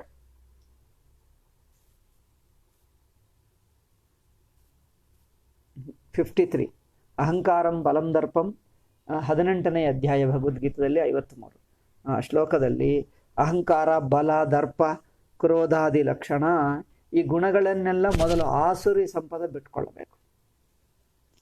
ಆಸುರಿ ಸಂಪದ ಬಿಟ್ಕೊಂಡ ನಂತರ ಪರಮೇಶ್ವರ ಶರಣತಯ ಇವ, ಪರಮೇಶ್ವರನಿಗೆ ಶರಣು ಹೊಕ್ಕಿ ಯಾವುದು ನಮ್ಮ ಪಾಲಿಗೆ ಕೆಲಸ ಬಂದಿದೆಯೋ ಅದು ಮಾಡ್ತೀವಿ. ಯಾಕಂದರೆ ಸಮಾಜದಲ್ಲೆಲ್ಲ ವರ್ಣಾಶ್ರಮ ವ್ಯವಸ್ಥೆ ಅಸ್ತವ್ಯಸ್ತವಾಯಿತು. ಯಾವ ಕೆಲಸ ಆಯ್ಕೆ ಮಾಡ್ಕೊಳ್ತೀವೋ ಅದನ್ನೇ ಭಕ್ತಿಯಿಂದ ಮಾಡ್ತೀವಿ. ಹಾಗೆ ಮಾಡಿದ್ದರೆ ಅವರಿಗೂ ಅಂತಃಕರಣ ಶುದ್ಧಿ ಆಗಬಹುದು, ಭಗವತ್ ಪ್ರಾಪ್ತಿ ಆಗಬಹುದು. ಪುರುಷಾರ್ಥ ಕ್ರಮಾತ್ ಸಿದ್ಧತ್ಯೇವ ಅಂದರೆ ಇಮ್ಮಿಡಿಯೇಟ್ಲಿ ಅಲ್ಲ, ಕ್ರಮದಿಂದ, ಕರ್ಮಯೋಗದಿಂದ ಜ್ಞಾನಯೋಗಕ್ಕೆ ಬಂದು ಜ್ಞಾನಯೋಗದಿಂದ ಹಾಗೆ. ಯಥಾಹ ಭಗವಾನ್ ದಯಾಘನಃ, ದಯಾಘನನಾದ ಭಗವಂತ ಹೀಗೆ ಹೇಳ್ತಾನೆ, ಸರ್ವಕರ್ಮಾಣ್ಯಪಿ ಸದಾ ಕುರ್ವಾಣೋ ಮದ್ವ್ಯಪಾಶ್ರಯ ಮತ್ಪ್ರಸಾದಾದವಾಪ್ನೋತಿ ಶಾಶ್ವತಂ ಪದಮವ್ಯಯಂ. ಎಲ್ಲ ಕರ್ಮಗಳು, ಯಾವ ಕರ್ಮಗಳು ಮಾಡುತ್ತಾ ಇದ್ದರೂ ಪರವಾಗಿಲ್ಲ, ಮಾಡದಿದ್ದರೂ ಪರವಾಗಿಲ್ಲ. ಅಂದರೆ ಏನು ಹೇಳ್ತಾರೆ, ಸರ್ವಕರ್ಮಾಣ್ಯಪಿ ಸದಾ, ಎಲ್ಲ ಕರ್ಮಗಳನ್ನು ಭಗವಂತನಿಗೆ ಬಿಟ್ಟು ಮಾಡ್ತಾ ಇದ್ದೀವಿ.